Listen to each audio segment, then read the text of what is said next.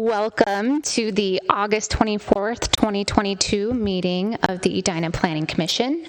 The city is committed to continuing to receive and hear your input on matters. We've been collecting public input through voicemail and our engagement website, bettertogetheredina.org.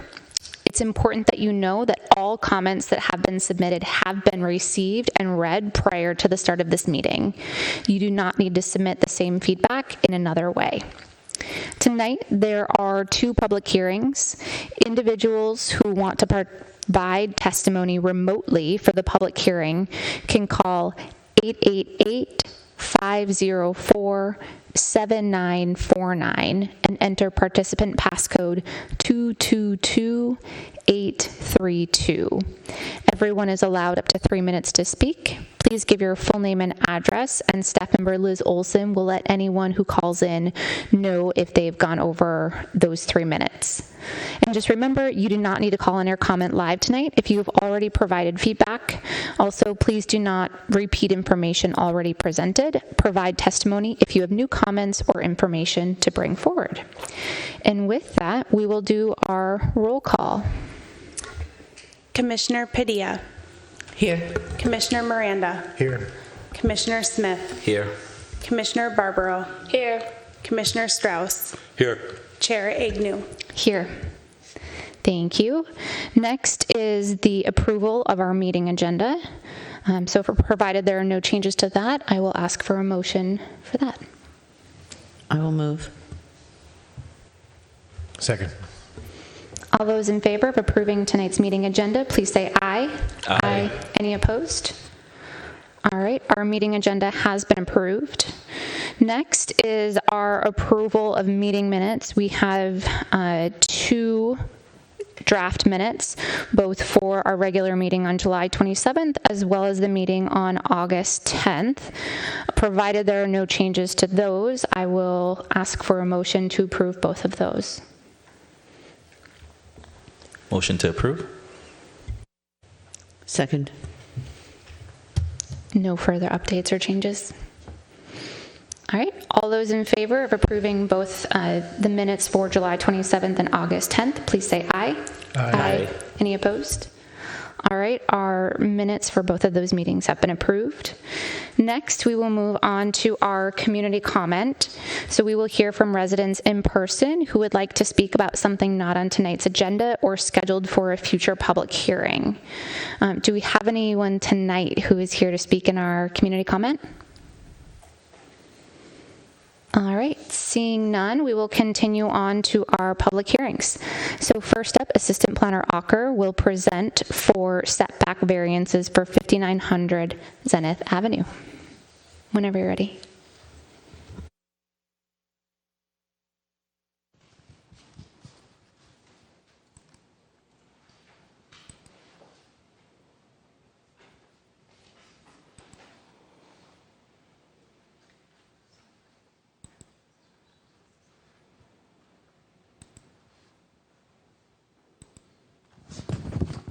Chair, members of the Planning Commission, the subject property is located at 5900 Zenith, and it's a request for 3 setback variances. The subject property is a corner lot. It is located on the west side of Zenith Avenue and just south of West 59th Street. Consists of a rambler. It was built in 1950 with an attached single-car garage. Here's a drawing and also the floor plan of the existing home. The homeowners have lived here for quite some time. They've outgrown their home. They want to maintain living in the same neighborhood, so they would like to actually add on to the top and then add a small addition to the garage, so it's a 2-car garage. The house is non-conforming on the north side. The minimum side street setback is 15 feet, and they are at 8.8 feet. The garage is proposed to be at 9 feet for the addition. The front yard setback along the east side is actually set up by the property to the south, and they are within inches of being lined up with the property to the south. And then there's a 5-foot south side yard setback and they're at 4.9 feet. So the two setback variances that they're requesting for the second-story addition to the south and to the east are just very minimal. They're only within inches. Originally, they wanted a larger porch out front. They've reduced that to be within the 80 square feet that's allowed to overlap into the front yard setback area. However, they are still contending with the 8.8-foot north side street setback that should be 15 feet.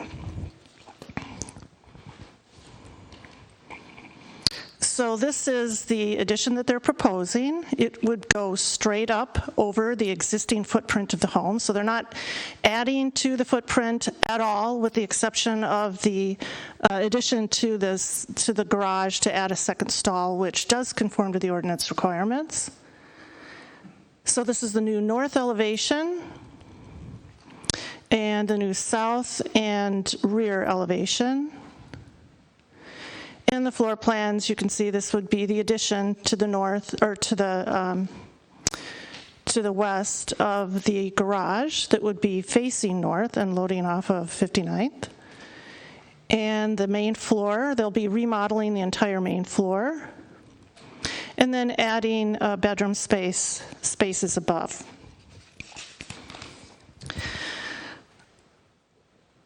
So here's a rendering next to the as-is property that it's currently the one-story Rambler and then going to 2 stories. Are there circumstances that are unique to this property, not common to every similarly zoned property? This is a challenging lot. It's a 49-foot wide lot. It's less than 50 feet.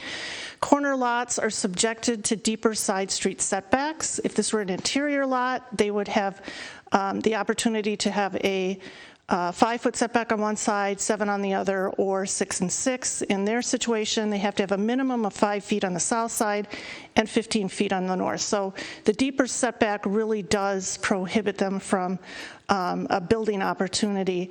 They're hoping to just maintain the existing footprint and go straight up.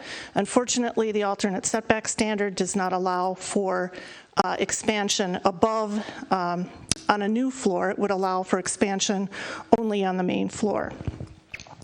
The existing home is non-conforming in 3 areas, was built prior to the current ordinance requirements. There were no variances granted at the time that we have records of for the existing home. The proposed addition will continue that non-conforming all 3 non-conforming setbacks on that second floor, and was allowed in 1950 when the home was originally built. Setbacks have changed over time for requirements, and the proposed addition will conform to all other zoning ordinance requirements. There was a compliance sheet in the staff report indicating they're well within their lot coverage and overall height requirements. And granting the variance will not alter the essential character of the neighborhood. The additions to the home will be similar to other homes. You can see that the home directly to the south has been redone, and it will blend well with the existing neighborhood. So staff does recommend approval of all 3 variances, subject to the survey and plans date stamped July 2020, and comments and conditions listed in the engineer's memo of July 21st, 2020. We do have the property owners present for questions, and with that, I will stop and answer any questions you may have. Thank you. Do we have any questions for city staff? Please. Hi, just one question. With the garage, they're expanding from a 1-car garage to a 2-car garage, and with the expansion, have any non-conformity with city code if they were to do that? Not in terms of allowing to expand a non-conforming garage. They're allowed to match the existing non-conforming setback of 8.8 feet, but they'll actually be at 9 feet, so they would conform to the alternate setback standard that's in the ordinance. Okay, thank you.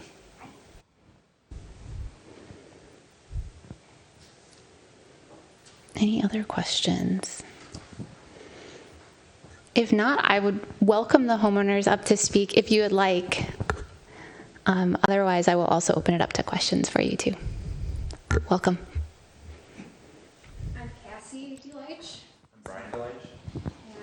We lived in our home for a little over 12 years. We have 2 boys, and so we've raised them thus far there. We absolutely love our neighborhood. We have just very close with all of our neighbors. They're all very aware of our project and have been for years. We've been in the process of this, of arriving at this time for probably over 5 years now. We listed our house. We tried to find something else in the neighborhood that was that next level, and it just wasn't working out. So we've decided to go this route and remodel so that we can stay by all of our friends and our neighbors and keep the boys in their school. And really without the variance, mainly the north side.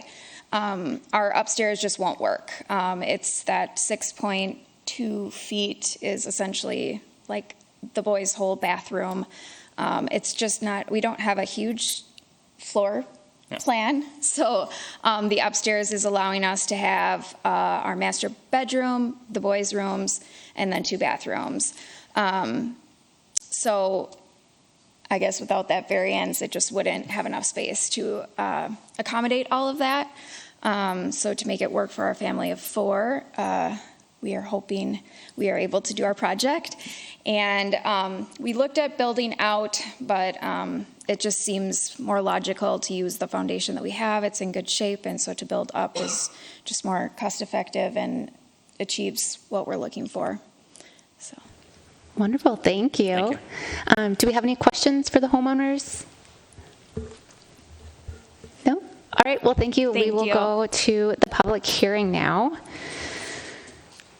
So we'll now hear from residents who would like to provide testimony. To participate, please call in now at 888-504-7949 and enter participant passcode 222832. Everyone is allowed up to 3 minutes to speak. Please give your full name and address, and staff member Liz Olson will let anyone who calls in know if they've gone over 3 minutes. Remember, it's not necessary to provide testimony if you've already done so. So first, I will ask if there's anyone in person to provide public testimony for this. Seeing none, I will know that we have to wait at least a minute to line up, but I'm guessing there aren't any callers quite yet. We don't have any callers. As you mentioned, there is a slight delay in the broadcast, so I would recommend we wait a minute before we move on with the agenda. My clock shows that it's 7:15, so I'll come back to you at 7:16 or whenever we have a caller, whichever is first. Thank you.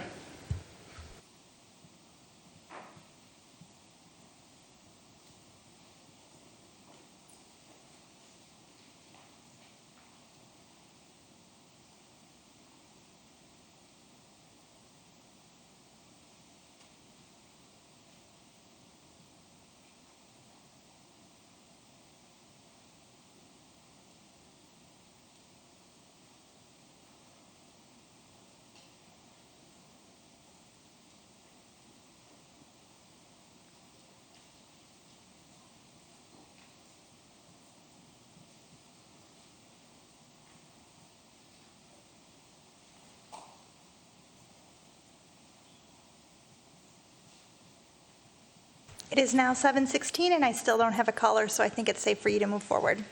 Thank you. Can I have a motion to close the public hearing? Move to close the public hearing. Second? All those in favor, please say aye. Aye. Any opposed? All right, the public hearing portion has been closed. So I'll now open it up to any comments or questions from any commissioners.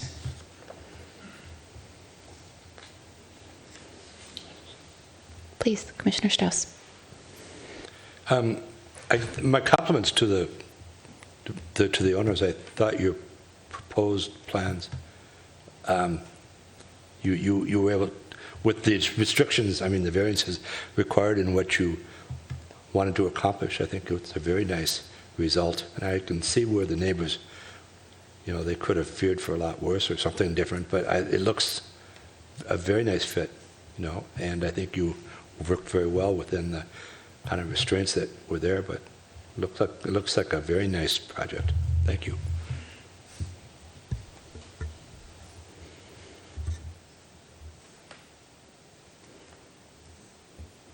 All right, would anyone like to make a motion then?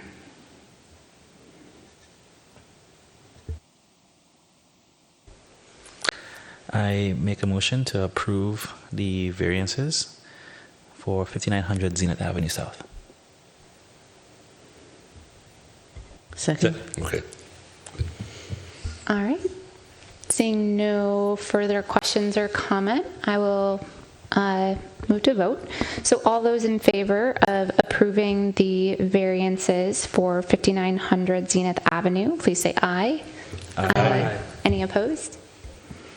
All right. The variances have been approved. Best of luck and congratulations. Okay, so next up is our preliminary rezoning from PID to PUD for 5146 Eden Avenue. And tonight, I know that we have a couple of different presenters. I believe, Scott Neal, you are going first, so City Manager Scott Neal. Thank you, Madam Chair, members of the Commission. My name is Scott Neal. I'm the City Manager in Edina, and I'm here tonight with Mr. Neuendorf, our Economic Development Manager, to represent the owners of this site, which is the City of Edina. This project has undergone extensive public input gathering, public engagement, and thousands of hours of staff, council, commission, and public time to try to develop a proposal for the site that we think works in the best interest of the community. We've looked at selling the land outright to developers. We've looked at developing it as a park, as a public facility, and various combinations of those. And tonight we're here to represent to you that we think we have a proposal, we're confident we have a proposal that has not only the support of our council and HRA, but we think is something that can be built and will be in the best interest of the community. So I want to introduce Mr. Neuendorf now, and he'll give you a brief recap of some of the history of this site, and then we will stand for questions. Thank you.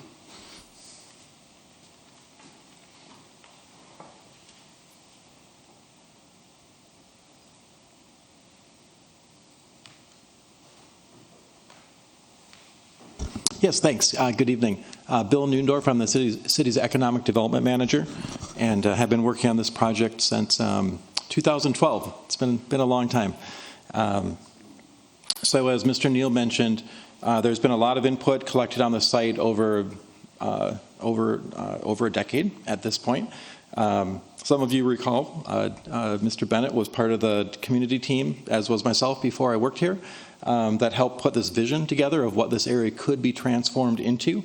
And in 2012, after 2 years of work, that plan got adopted by the City Council as a vision to move toward. It established a number of guiding principles, the 7 guiding principles, and after the vision was adopted, other elements followed: a transportation plan, sustainability plan, etc. As we've explored how to best develop this site, we've engaged community advisory teams on 3 occasions, 2011, 2012, and then 2013/2014. We also did a whole lot of engagement back in that time period as we selected a potential development partner, worked with different architectural and engineering firms to establish and explore what might be possible there. All of that work was really founded in the 7 guiding principles for this whole district. And that's what's on the slide here.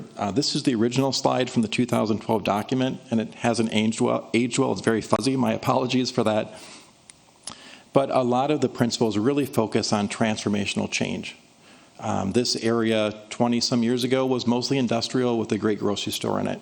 And over the decades, some of the industrial properties went away, got transformed into the Grandview Square condominiums, the library, the senior center, and the office building. And I think part of the change was inspired by that transformation that happened in the late 80s and mid-1990s. Another one of the 7 guiding principles was really focused at looking at barriers and trying to see them as opportunities. So there's the railroad track that splits the area in half. There's a lot of visioning about what happens in the future if there's not a freight train on that property. What might be possible? I think we still have several decades for that question to be answered. But in the time being, we looked also at a barrier of an existing parking structure, which is utilitarian and functional, but frankly a little bit ugly and not very glamorous. But it provides about 270 parking stalls that are there 24 hours a day and available for public use. So part of the vision was to better utilize those parking stalls that are there today that we've already paid for. They're there, they exist. So that was another response to one of the guiding principles.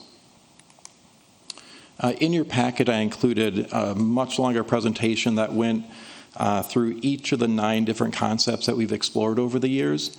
But I just wanted to summarize with this slide.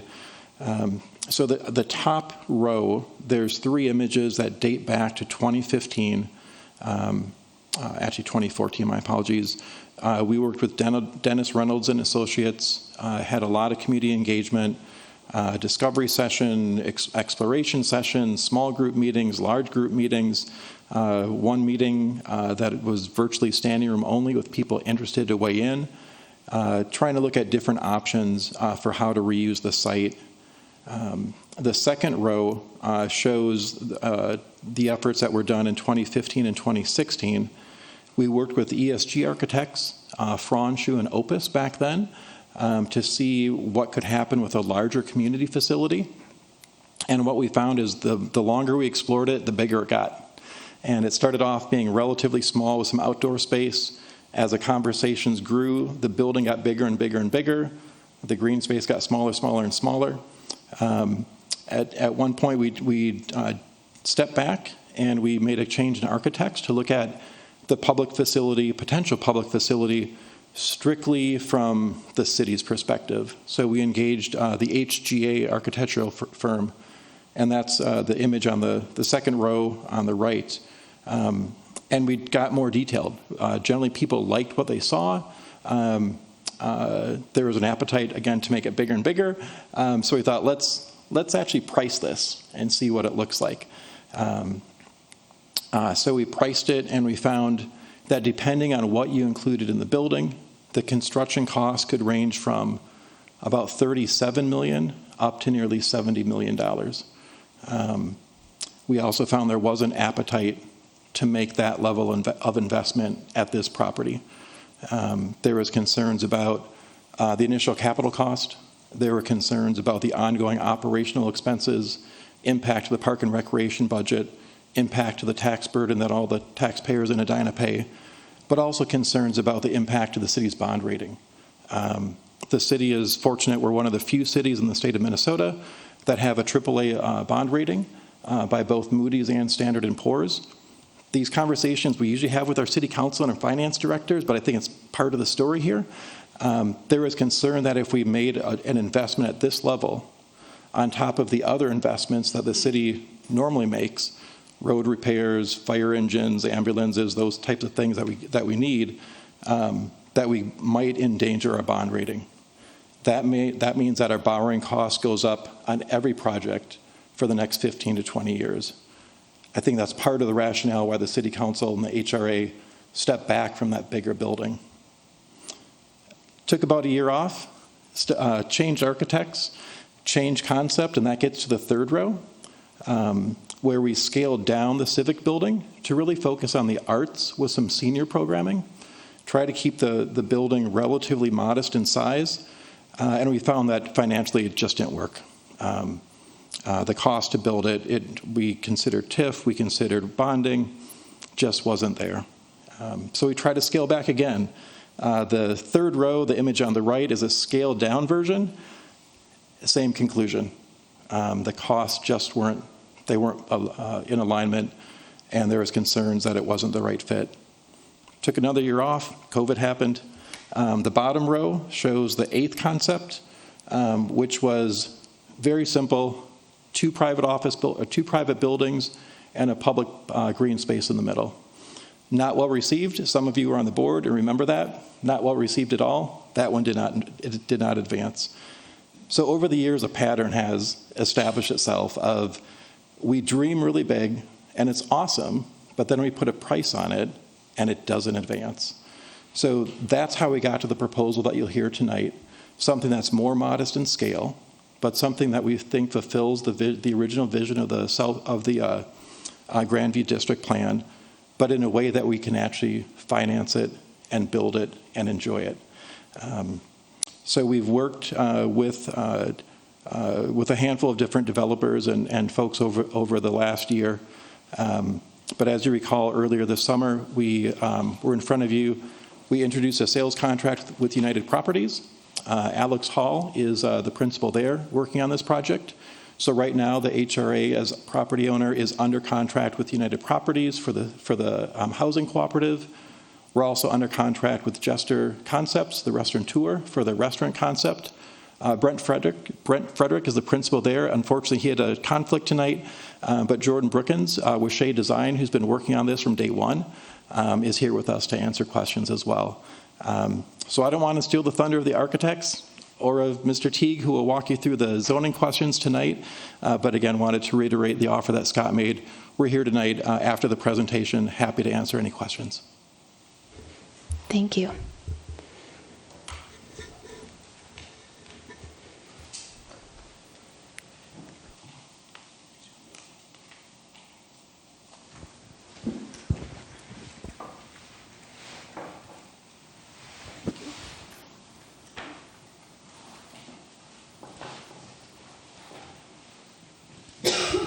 Okay, thank you, Chair, members of the Planning Commission. So now for the usual zoning report and recommendation. So the site you're familiar with, it is currently zoned planned industrial district. So it's based on what the previous use, the old public works site. So the entire site is currently zoned industrial. It's guided in the comprehensive plan for mixed use, which allows a density up to 100 units an acre. As Bill pointed out, within that development framework that was created for the Grandview District, the site was contemplated for some type of public use, a building and park.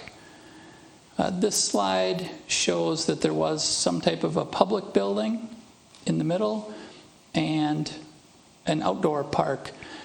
Also, part of that plan was to provide a pedestrian connection across the railroad tracks, located right here, and some of you may have noticed that construction for that bridge has started.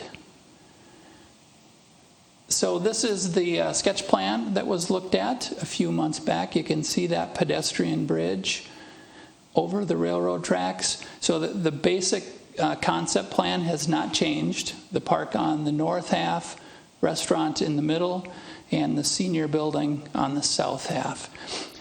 They have made a number of revisions from the sketch plan. The applicant will go through that in a little more detail, but generally they've reduced the amount of parking stalls, brought some, there's detail now to the building itself, enhanced the public art and sculptures around the property, provided better pedestrian walkways, boulevard landscaping along the street.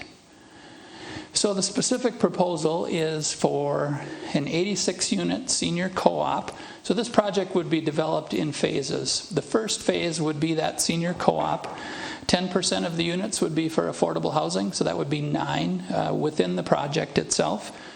The second phase would be the construction of the restaurant. It's anticipated now to be about 1,300 square feet, about 350 seats within the restaurant, and then the park on the north side. So that would be the second phase. When the restaurant is ready to develop, they would go through site plan review, so that part of the project would come back again before the Planning Commission for review and recommendation, assuming the project does get approved by the City Council.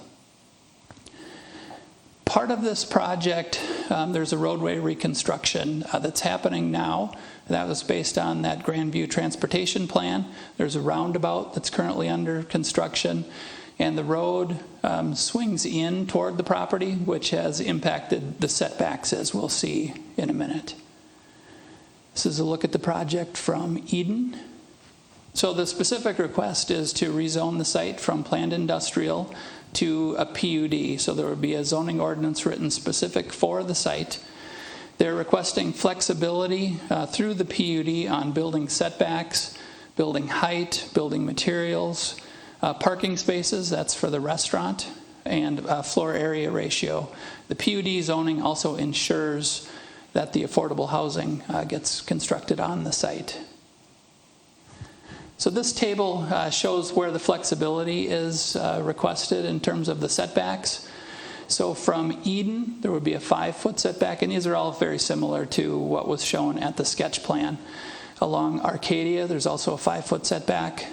To the west, along the railroad tracks, there's a 10-foot setback for both the apartment building and the proposed restaurants. That setback on Eden is consistent with the Avador project to the west. That also has a 5-foot setback. The zoning requirement for the site is 4 stories and 48 feet. This project is 6.5 stories. So again, flexibility requested there. So review of the site plan, access to the apartment or to the condominium, the co-op, would be off of Eden along the south here. Also access on the north end of the building. Access for the restaurant would be off of Arcadia. There'd be about 31 parking stalls in this surface lot to serve the restaurant. The remainder of those parking spaces would be relied on the Jerry's parking ramp. SEH did a parking and traffic study. Erin Jordan is with us this evening. She's on the line if there's any questions in regards to the parking study. But the conclusion was there's about 215 stalls on average within the Jerry's parking ramp that are not used. So the idea here is the parking would be satisfied just by using the ramp and that surface parking lot. So the conclusions of both of the study is that the existing roadways can support the project and the proposed and existing parking. Building materials, and again, the applicant will go through this in a little more detail, but would be precast stone, metal soffits, and masonry. In terms of building height, part of the Grandview District talked about, or that development framework talked about, that no building should be taller than the existing Jerry's office building. So this rendering here on the top shows the height of that office building, and that this building would not exceed that. So it exceeds the zoning, but it meets the spirit of the development framework. So primary consideration for the Planning Commission is the proposal reasonable to justify a PUD rezoning of the site. Staff believes that it does. The proposed land uses here consistent with the PCD2 zoning districts that are located all around this site, multifamily housing and retail. The provision of the public space, that makes up 23% of the site. The restaurant and the park kind of blend together, work together. The pedestrian experience along Eden and Arcadia vastly improved over existing conditions. Again, there's that boulevard style sidewalks with landscaping and trees within the boulevard. And the Jerry's parking ramp would be utilized for the restaurant. The provision of 9 units within the project that would help meet our affordable housing goals with Met Council. And the density that's proposed here, it's about 26 units an acre, so it's well in conformance with the comprehensive plan. And as I mentioned, the roadways and parking can support the project. So with that, staff is recommending approval subject to the findings and conditions outlined in the staff report. Should the Planning Commission not agree with staff, we've also included an alternative for a denial of the project if you don't feel that it's consistent with that Grandview development framework. So with that, we will close there and we can stand for questions. Thank you so much. Before we move to our applicant's presentation, let's have questions for city staff, and we'll start with Commissioner Strauss. Yes, thank you. Manager T, so the along, I guess it would be the South Street, that's Arcadia? No, what the? Eden Avenue on Eden, the okay, south. okay. And it's a proposed 5-foot setback? Correct. And then you made the point that the Avador to the west has a similar placement. So That's I'm correct. assuming we made the same decision, I mean, a similar decision for that proposal, right? I guess maybe you can answer, is there anything, now that the building's up and operating, that city has looked at that and said, boy, I wish we didn't do that, or Yeah. it seems to be working just fine? I mean, I have my own impression going by it all the time, but I'm just wondering if the city says we should not have done that. Is there? Yeah, I've heard comments both ways. My opinion, it is a little tight to the street with that 5-foot setback. So part of, and that building runs parallel to the lot line, so it appears a little closer than this project would. This one would be angled to the street. So those 5-foot, that 5-foot setback is really just at the corners, right? So it'll. Correct. Yep.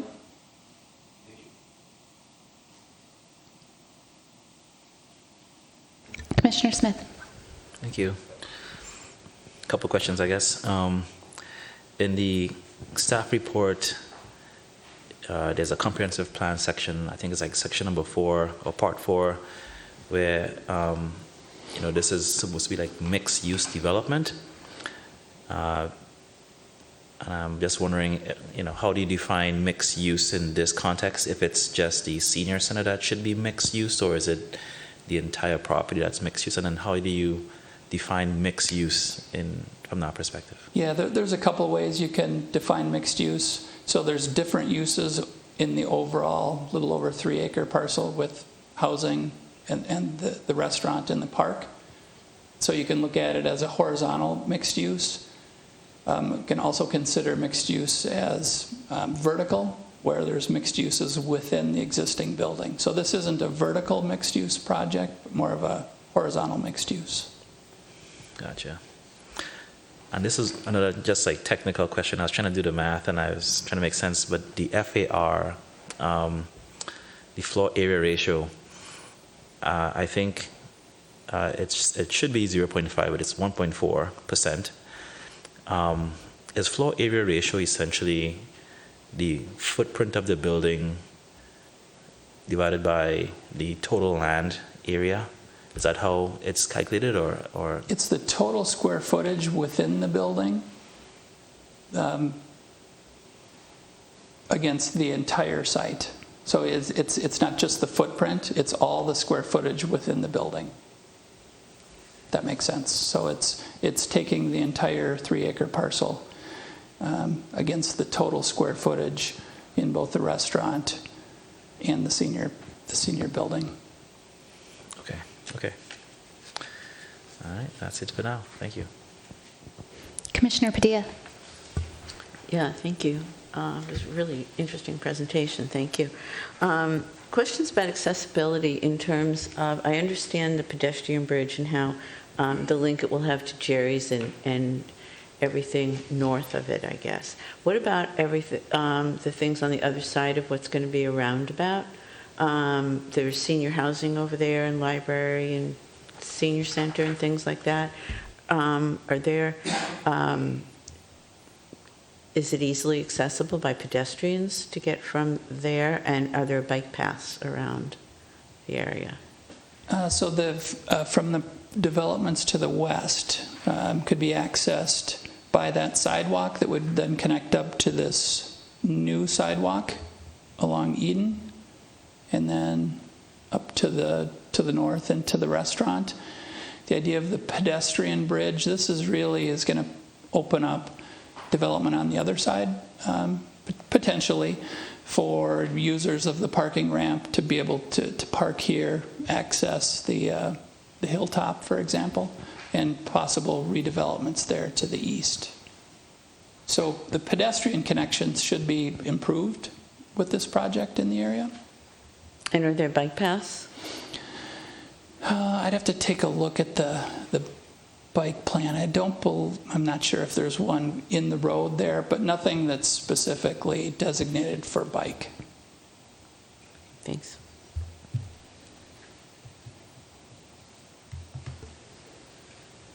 Any other questions for staff? Go ahead. Thanks again. From what I could tell, you may or may not know, but if we're going to use Jerry's Foods parking, is that like a contractual agreement between this property and Jerry's, or is it just assumed that you could just drive over there and park if all the parking in this lot is full? Yeah, that's a city-owned ramp. So yeah, that's really district parking for the entire district. Okay, gotcha. And a big part of this process seems like, with the restaurant, valet parking is kind of key. If all the lots in that space is full, you could use valet parking. And from what I could tell, valets would park on Brookside and Arcadia Avenues. Do we see that those two streets having any kind of paid parking in the future? The city valets decide not to show up to work and you got to park your own car. Do you have to drive there and pay parking if those lots are full? Yeah, so there's no pay parking now. Might be something that we talk about in our next phase with the parking discussion. But the details of how that valet would work would really come out once they're in for their final site plan review. I imagine the intent here is for the valet parkers to bring cars over to the Jerry's ramp, where you could drop it off there. That wouldn't envision parking in the street at this time. Okay. All right, that's it. Any last questions before we move to our applicant? All right, I invite the applicants up to make their presentation as well.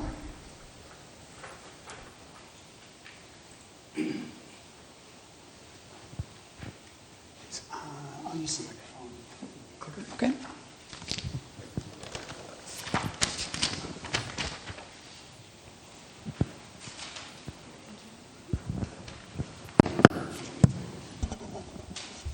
Hi, I'm Terry Menark with Confluence, Landscape Architects and Planning. We're representing the city and the overall client group. We've worked for all three parties on this project, so we'll give you a quick overview. I think you've seen this before. Not a lot has changed in concept, but there are some ideas that we fleshed out a little further. As we began to look at the site, a lot of the priorities of the Grandview District Plan came out. Pedestrian focused, pedestrian centered. That's one of the reasons that we tend to minimize the parking in the center of the development and push it to the outsides or to district parking within the area to provide pedestrian safety, but also to enhance the idea of the district being more of a pedestrian-friendly environment. The site has kind of a transition that moves from the three properties that Carrie was talking about. The city park on the north connects itself to the pedestrian bridge, which is intended in the Grandview District Plan as a central spine that would eventually maybe connect east to west as well, but it unifies specifically this side of the district. So that's kind of that pedestrian access to the site. That site ties itself well into the second site, which is the restaurant facility, which basically becomes an activator for the park space. Other than the park not having highly programmed activities in it, it's more of a passive use park that could have different types of events and activities within it, but the restaurant becomes a daily activator of that space. So there's kind of a synergy between the two spaces. There's shared use of space as well into the restaurant property, and then that transitions through the parking space into the senior co-op. As part of the space, what we tried to do was unify the landscape and make it very pedestrian friendly, providing a lot of those pedestrian accents and connections that were pointed out in some of the Grandview District Plan. You can see the terrace landscape helps us to transition this 20 plus foot grade change on the site. It allows us to provide the opportunity to create these spaces that can be used for a variety of different activities. We carry that from the pedestrian bridge all the way down to the senior co-op and actually engage the senior co-op with specific pedestrian spaces that Brian will point out later. The restaurant itself is a family-style restaurant where it'd be a lot of group gathering activity, large tables, a lot of interaction between the spaces. I know the restaurateur may talk about this, but there's a lot of ideas for programming that space and activating that space as part of not only just being a food service restaurant, but a lot of variety of different activities that could happen. And of course, the senior residential, providing some amenities within the space for the seniors, but also assuming that they would spill out into use the spaces as well in and around the park. Here you can see that grade change that we talked about. So the transitioning of grading is really critical. One of the things we did for ADA accessibility from the pedestrian bridge was to provide a switchback ramp through that steep grade change in the park. That allows us to provide ADA accessibility where you don't have to go all the way out to the sidewalks, but still have the ability to get to the park. This occurs throughout the site where we provide a lot of these transitions from both the park all the way through to the restaurant and the senior co-op. One of the asks was to provide an art component to the space to help with activation, provide some interest. The art within the park is seen as a dynamic kind of art where we're incorporating not only art as a physical object to look at, but as part of some of the amenities within the space. So some of the shelter spaces, some of the circulation spaces will have art incorporated to them to feel like they're part of the space, but still provide interest. And then a variety of art opportunities not only exist within the park, but in the restaurant area, as well as the senior co-op and some of the public realm in and around the facility. I'm going to skip ahead a little bit here and get specifically, I think you've had a chance to look at a lot of these images. I know we're kind of pressed for everybody to present here. But specifically, I'll talk about the park space within the Grandview Yard. As you can see, we tried to incorporate a variety of different opportunities and experiences within the landscape. Some of these areas will provide circulation separation from the railway yard to create that sense of safety and barrier, and also a seclusion from that kind of industrial use, is to naturalize some of these spaces. That helps parks also minimize the opportunity or the need for maintenance within the park system. As you can see, it's kind of more of a passive, relaxing gathering space. We see a lot of people within the district coming here for lunch, having their lunch, maybe visiting with friends, having business meetings out here. We could see people who live in the district come here and hang out and gather within the space. And just a lot of opportunity for seating and observing nature and being a part of nature, but also the opportunity to gather on the lawn and potential programming that could be done, like I said, by some of the restaurant as well as the city staff. Here you can see the view as we're looking from Arcadia towards the sloped lawn. The sloped lawn helps us engage some of that sloping in the site that will activate the relationships between the restaurant. There's also stair access and sideway access. You can see off into the top corner of the perspective where we have that transitioned accessibility ramp that brings us down into the park, that naturalized landscape as that buffer to the railway yard, and then how the landscape bleeds into some of the activity space into the pizza restaurant and the outdoor pizza oven area as part of that dining experience. Here's a shot looking from the pedestrian bridge area. You can see the slope and the way the landscape moves up into the terracing that we're talking about, creating a variety of opportunities. We could see this used for outdoor movies, small festivals, small fairs, kind of acoustical performances, those sorts of things, whether that be done at the restaurant or within the space. Branding, we think, is important here to kind of help people identify what the space would be like. So this kind of iconic Grandview Yard idea, picking up some of that terracing with the distinctive Edina limestoning to help build upon that landscape. Here's a shot showing the terracing back toward the restaurant. You kind of see that seamless synergy between the spaces. And I think I'll let Jordan talk a little bit about the restaurant. And if you have any questions after, all three of us will be available for that. Hi, I'm Jordan Brookins with Shea, speaking on behalf of Brent Frederick, owner of Jester Concepts, the restaurateur. I know that Brent is not only excited to bring a Jester concept to Edina because as a business owner and restaurateur, but he lives in the city of Edina and does not live too far, so he's excited to bring that energy to this part of the project. This project is a 2-story above ground, 1 below. So the main level would be your main dining bar experience. The second floor would be another bar, overflow dining, and that would be your event space. And then a basement level is a speakeasy. So think of it as like a date night or a nightcap where you'd have an old fashioned or a slice of pizza. Then the materiality of all of that, if I can. Technology is not always my friend here. To speak to kind of the materiality of the building, so very warm features, tall glass to kind of unify and connect from the building to the patio, which if we go back to the plan, you can kind of see this middle area there is the patio. As Terry mentioned, like intimate seating, variety of seating, fire pits, kind of the the right quarter outdoor pizza hearth, so you could actually see some of your pizzas being created and crafted right before your eyes and then brought right to your table. And then this third green space, we're calling it an event lawn. All of this family friendly. This one kind of is, in my mind, the more fun, unique experience. Brent has talked a lot about coming up and ordering a picnic special, bringing that out from the restaurant to this green space. All you have to bring is a blanket and your family, and you can kind of have a fun evening all together. And then that event lawn also would be programmed with the city, or could be programmed with the city. Some events could be by Jester, some by the city, and activated all year round. So not just summertime, think weddings or retirement parties, but winter as well. Maybe there's a winter market or ice skate rink. I think that the opportunities are really endless. We talked a little bit about already pedestrian access, of course. There would be bike racks for bike access, and then the parking. I know we brought up the kind of limited amount of seat or parking stalls here, the 32. You can kind of do your own math and know that there's quite a lot of restaurant seats, not a lot of parking.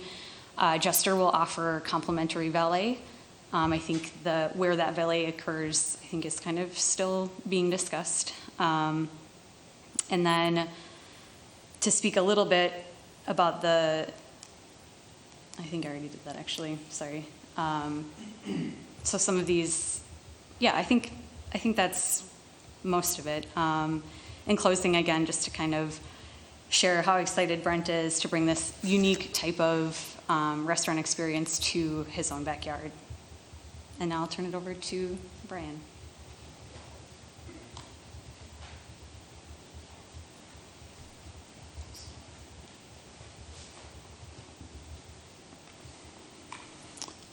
Hi, I'm Brian Larson from Pope Design Group, and we've been working on the building along with United Properties of the senior co-op. I'm going to try to get us to that point. I know a lot of you are pretty familiar with this, and because we went through this in sketch plan, substantially similar, but we took a lot of your input, and we want to maybe today, rather than go in great detail about the building, at least hit the highlights of what we have changed and what we have responded to, and what we have developed in terms of materials and some of the things we didn't look at the first time. And so Terry talked about the site plan and how the green space at the north finds its way into a north plaza. You see on the top of our building, and we have that amenity plaza on the south. And just as a reminder with our building, it's always 5 stories of housing above parking. So we have a parking level at the entire lower level, and we have a second parking level on only the west wing. So on the eastern portion of the building, you have 5 levels over 1 level of parking. On the west, you have 5 levels over 2 levels of parking. So our building is offset 3-dimensionally. Some of the articulation that we did since the last time you've seen this was in response to comments and observations about Arcade Street, Arcadia, and Eden. So those are the pedestrian-centric sort of streets and the most prominent. And so what we've done is taken the building further. We originally were on the 5-foot setback. We pushed it as far as we could to another couple of feet, the overall building. Then we created further recesses and entrances that connect by stairs to Arcadia. And on the south side, we lined the parking with some amenities for the residents, but that ends up creating kind of a storefront liner towards Eden and a southern public plaza that helps that pedestrian experience. And then as we move up Arcadia, as you've seen in some of the drawings, there's a series of terraces and landscape terraces that responds to that. On the upper level, as we see on the right-hand drawing, there's a deck on the roof. That's another amenity for the residents. The elevations, the The top elevation is that Arcadia facing elevation, the east, and it shows the additional articulation we have with our balconies, which are all recessed on these prominent streets. We have some hanging balconies on the west side. But this helps make the building break down its massing, and the balconies on the corner further erode the sort of massing of the building. We have oversized balconies on these critical corners. The west side, which is the bottom elevation, shows the parking structure. We have a proposed colored precast concrete textured facade along with polycarbonate windows that will help articulate that as well. On the top is our south elevation with that plaza and park that we talked about in the center, and on the north, that's the side facing the restaurant and the park. Materials were briefly mentioned. When we start at the base of the building, it's a precast stone. We have two different colors, and we use that as it moves around the building. It turns into a grid of precast stone, and within that grid is either glass or a metal panel. So those are the basic materials that we're working with. Some of the recessed areas are metal panel, and that sixth floor that you see distant in the back that faces the railroad would also be predominantly metal panel. And then we have a wood soffits and wood undersides to all of the balconies and the roof overhangs. And that warms up the elevations, we think, and we see that more in our renderings. This is a section through the building that, again, explains that parking under the entire base of the building and those plazas. And then finally, we have 4 renderings that we can show you, and one is from the southeast aerial here, and I think that shows the overall effect of the building and how it steps back and moves along Arcadia and along Eden. The north side facing the restaurant, again, more transparent at the base as it creates a public plaza. This is a ground level view from the intersection of Arcadia and Eden that gives you a better view of the undersides where that wood color will be seen throughout the building. And I think it gives you a good sense of what that pedestrian experience is like at the base of the building, and there's a place for art, as Terry noted, right at that prominent intersection. And finally, a view from the south, Our Lady of Grace. Again, that right in the center at street level is that south-facing glass with these amenities like a workshop, a pet care place, a bike shop, that all form a glassy front towards Eden. With that, I'll stop, and I think our team will be happy to answer any questions you might have. Wonderful. Thank you so much for the presentations, all 3 of you. I will open it up to whichever commissioner wants to get us started on questions.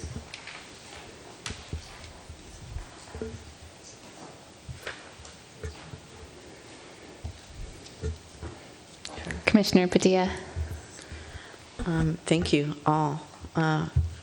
Very well thought out presentation. I have, I think, maybe one question for everybody or something, or each person.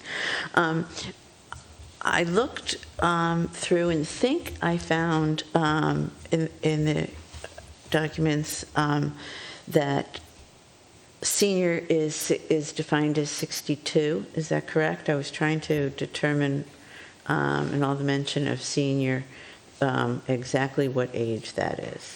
And at one point you mentioned 65, and then again it was at 62. So 62. Okay, thank you. And then in terms of, so it's a co-op, so generally there's a buy-in, and there was discussion about mortgage rates and things like that. Is that correct, that there's some kind of a buy-in as being a co-op? And my question around that is, how does that affect the low-income housing opportunities? I'm sorry, Alex Hall with United Properties. The second part of that question was? assuming that there is a buy-in for everybody Yes. for whom it is a co-op, then the affordable housing piece, does that remain rental, or is there a different level of buy-in? No, so it's all for sale. So the cooperative is for sale housing, and the buy-in essentially is your equity position in the home. So for example, if it was a $400,000 home and your buy-in was 25%, that's your equity, and the other 75% then comes out of a master mortgage. So that's one of the big differences between, if you were to compare a cooperative to a condo, you'd go out and get your own mortgage. So if you had 86 units here, 86 members would potentially have their own mortgage. And under the co-op model, there's one master mortgage. So your $300,000 of debt for your home, that comes out of that master mortgage. Right, my question is Yes. about the low-income piece. So the low-income piece, you would buy in at the, I think this year that affordability is $350,000 is what those homes would sell for. And then they would grow at the same 2% appreciation rate as the rest of the homes, so that affordability gap would always be there. Those affordable homes, once they're established, that gap is never going to close, because the market rate or non-affordable homes are going to grow at a 2% fixed appreciation, as would the affordable homes. Okay, so the gap gets bigger because 2% of a smaller amount is a smaller The gap amount. would get bigger. You're correct. Okay. Yep, mathematically, that's correct, but they would remain affordable from that sense. Okay, so it's the price then. It's the structure is the same. It's just the price is tagged to the price the and local then affordable housing price. that's exactly right. And then the folks who can buy in have to be, I believe, 50% area median income. And so not only is it priced lower, but then we would seek out, people that meet those affordability requirements. And I don't know if this is a question for you, Alex, or for somebody else, but to what extent did you or did you not consider solar? We're still in the process. It's a great question. We're right now pricing the cooperative out. So we've got the drawings far enough along that we've engaged a general contractor who is probably going to spend the next 30 days putting an estimate together for this. And then part of that process is seeing what the cost of solar would be, if there's subsidies available. So we are considering it. We have not made a decision relative to solar, though, at this point. Okay, and I noticed, I believe one of the changes that you made was to reduce the amount of parking compared to the last, or the spaces. And I noticed that the percentage of bicycle parking is a function of the total available parking. So when you reduce the amount of vehicular space, you are reducing the amount of bicycle parking as well. I think I would have to look at that in further detail. I don't think that would be our intent. So our intent, once we look at that garage plan, there's always angles, there's always dead space relative to vehicle parking that we end up creating bicycle parking for. And so our intent would be not to reduce the amount of bicycle parking. We've found through our experience at these co-ops, the demand continues to grow kind of on an annual basis for bikes. And this would be one of our first where we're going to have actually a designated kind of bike maintenance area where folks can service their bikes. And that's over on the south side, kind of looking out toward Our Lady of Grace on that lower level, that garage level. Okay, thanks very much. Sure. Other questions? Commissioner Smith? Thank you. Great presentation. I guess this question might be for Bill Neuendorf, actually. I want to understand a little bit more about just the financing part of it. So this was really good because I really appreciate how in this presentation you showed the 9 or 10 different versions since it looks like 2010 to now. I think as part of the Grandview plan, there was a need for a community center. That was part of the original design. But I think it was maybe iteration number 4, there was a community center, but then the city thought it was too expensive and not enough interest.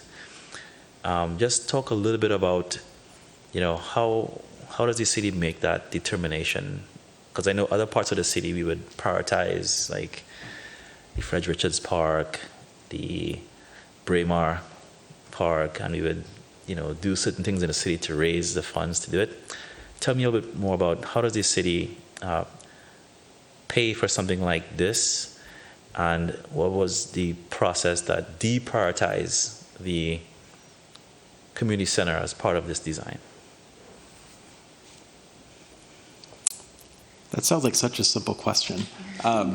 So I'm happy to respond as it pertains to this site, but I might also tap in Manager Neal to tell you how the city works, so to speak. But for this site, going back to 2009, 2010, when there was first conversation about doing something with a public aspect on the site, there was a conversation, dreams, visions, so to speak, of having a new community space. Some of the comments from the neighbors in the north side of town is they prefer to have a new community center on the north side as opposed to on the south side or in the middle or the west side. This was an available piece of land, and they thought this might be a good place for that. So back when we had community advisory teams 1 and 2, I think, as I recall, we had 4 different groups that we broke down: land use, transportation, public realm, and sustainability, I believe. And out of the public realm group was the idea of a community center. Didn't really know what that meant, but it kind of seemed like a good idea, so we drew it on the paper and started to pursue it. Simultaneously, back 2012, 2013, we did a Parks Master Plan that was sponsored by the Park and Rec Department, of course, working up through the City Council. That Park Master Plan had ambitions for Fred Richards, for Braemar, for neighborhood parks. It did not have ambitions for an additional community center in this area. So there was a disconnect or difference of opinion, so to speak. But we really wanted to respect the efforts of those initial advisory teams. And so we kept going and looking at what community center could mean. Means lots of things to lots of different people. To some folks, it means a simple little 5,000 to 10,000 square foot building that you can rent and have your anniversary parties or whatever. To others, it means 13 to 15 acres of swimming pools, tennis courts, basketball courts, volleyball courts, art centers, senior centers, etc. So we really spent several years trying to discern what community center means for this site, for this community of Edina. And we knew that there was a preference to find a new home for the Art Center. There was conversation about the senior center. We have a good senior center just around the corner, but we were finding that a lot of the folks that were using that they felt they were too young to go to a senior center. They would go to a community center, but not to a senior center. So there was conversation about maybe putting those two uses together. And then as we had more engagement, more community discussion, there was also other wishes and ideas and suggestions. A new history center, a new performing arts center, lots of things. And we tried working with a couple different designers to program those spaces and put shape to it, and then essentially put a budget to it. And as we put shape to it, I mentioned earlier, it tended to grow, both horizontally and vertically, and the price tag continued to increase. By the second time that we did that and came to the same conclusion, we started to understand that one of the driving costs was parking. Because all the uses that were in the community center were primarily during the daytime hours.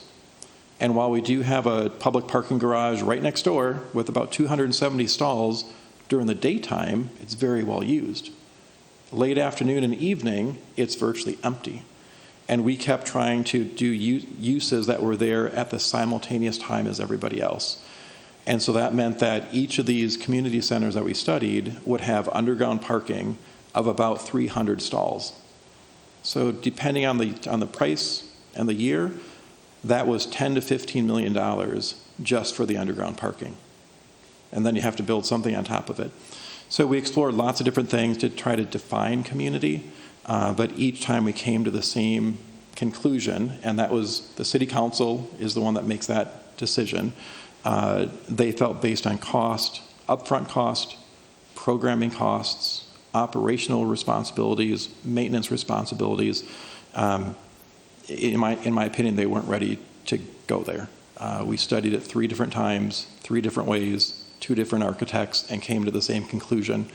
So when we refreshed the conversation, I think the acting as the HRA, who technically owns the property, they felt that they learned their lesson 3 times in a row, and maybe they needed to scale down that vision to put a program together that still deliver that community feel, to give people a reason to go there without making an investment of $36 to $70 million. Over the last couple years, in fact, before we even came in front of this group back in January, I think that was, we also explored other municipal things. We considered municipal liquor stores, municipal retail stores, municipal bar and grills. We considered public parking. We considered storage. We considered lots of underground things before we filled in the hole, and came to the same conclusion on each instant that nobody really wants to spend time 3 stories underground in a windowless facility. And even from like a parking perspective or a storage perspective, we considered an underground storage for the police department. State rules, they have to keep evidence in their possession secure for more time than they ever did. But when you're underground with stuff stacked on top of you, soil, water, rain, etc., the potential for damage was high. The potential for extraordinary maintenance costs when things have to be re-waterproofed was very high. And our facilities division at the city just wasn't excited about building 2 or 3 stories of anything underground. So it was a great idea back in 2010, 2012 when we started putting this plan together. At that point, we were in conversation with Metro Transit about building a park and ride at this site. And early on, Metro Transit was on board. In fact, in the old transportation plan, the TPP, Metro Transit showed a little blue dot somewhere in this area for a future park and ride. But I think I mentioned at our sketch plan, since that time, and the investments in the Southwest LRT, Metro Transit has no interest in a park and ride here anymore. So that had been our initial idea for what could be used in the underground, but we struggled to find a new user. And again, it's been 10 years of conversation. I think in my opinion, the community is ready to see something good happen on the site. So that's the long story. That's really good context, because I was kind of struggling looking at the grand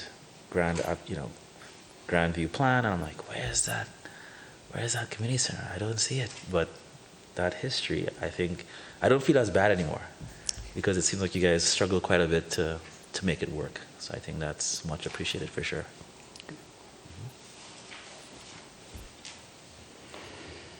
Other questions? Please. I'm not 100% sure what this question is supposed to be directed to, but is there an issue with water runoff in this area since it's on a slope? And if so, how are you guys planning on dealing with that, because it is 3 different sites?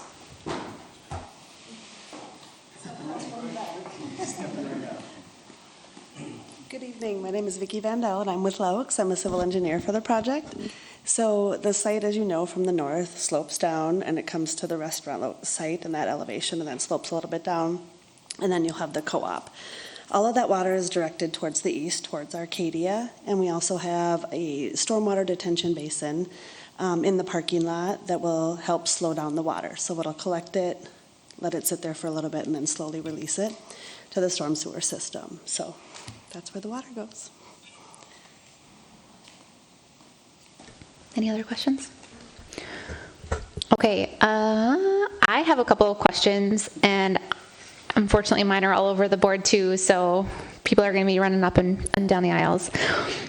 So first I'll start with some of the questions that I think are going to be probably aimed at Mr. Hall related to the housing development.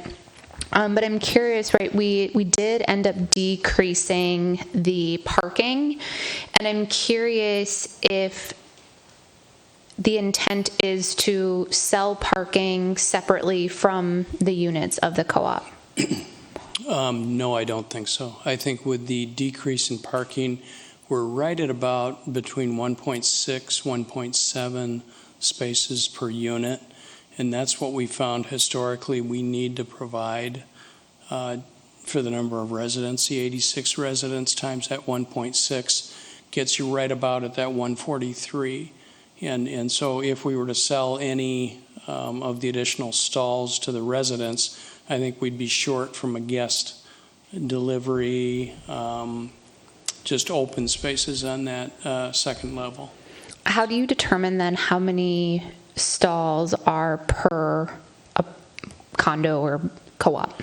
Really, it's just history. Having built, originally we've targeted about 1.5 historically, so 1.5 spaces per unit, and then developed a couple of co-ops where it was a little bit tight, that 1.5, so we've gravitated up toward the 1.6, 1.7 we're comfortable with, and that seems to provide enough parking. What we found is initially seniors will move in and they may bring 2 cars, and then within several years or a couple years even, they'll end up selling one of those cars. And so it's not unusual 5 years after a co-op has been up and running that you'll see quite a bit of excess space on a surface lot in our traditional suburban cooperative.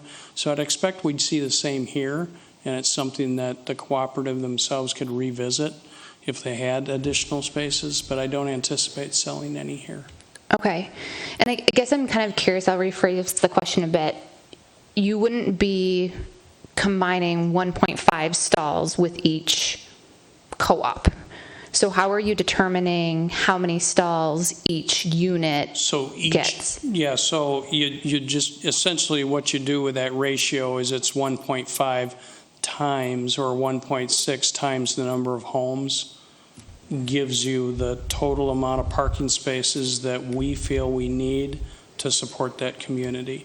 So I understand that at the macro level, is there, so let's say I'm in unit 207. Okay. Do I have reserved parking? Yes, so you'll have, every member will have one assigned space down in the garage, and then the rest will be open.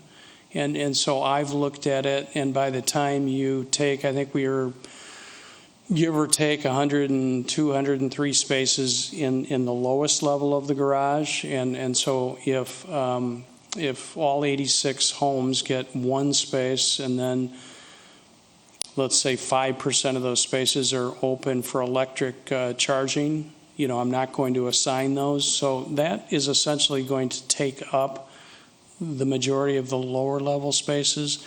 And then the 40-some stalls or 43 stalls on the second level will be open for guests, deliveries, second cars, those types of things. So the lower level will be secure. You'd need card access to get in. And that second level that you access off of Arcadia would just be open. Okay, thank you very much. And I think my second question is specifically about the roundabout that's up front on the north side, I believe, of the building. Okay. Is that for drop-offs, or can you tell me what that That's space? for drop-offs. Okay. Yes. Yep. Yeah, Okay. that's exactly right. There are, I think, 3, possibly 4 spaces, surface spaces directly to the west. So someone could drop someone off if they just had to run in or help someone to their home, or they're helping them carry groceries or something. There are 4 surface stalls, but that is just a drop-off. Okay, thank you. Sure.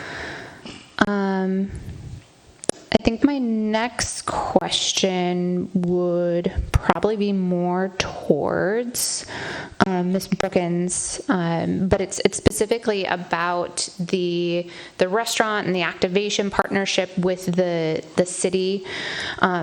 And so I'm wondering if you mentioned a couple of different ideas that you had floated around, and I think that really helps visualize the story of what this would mean to the community.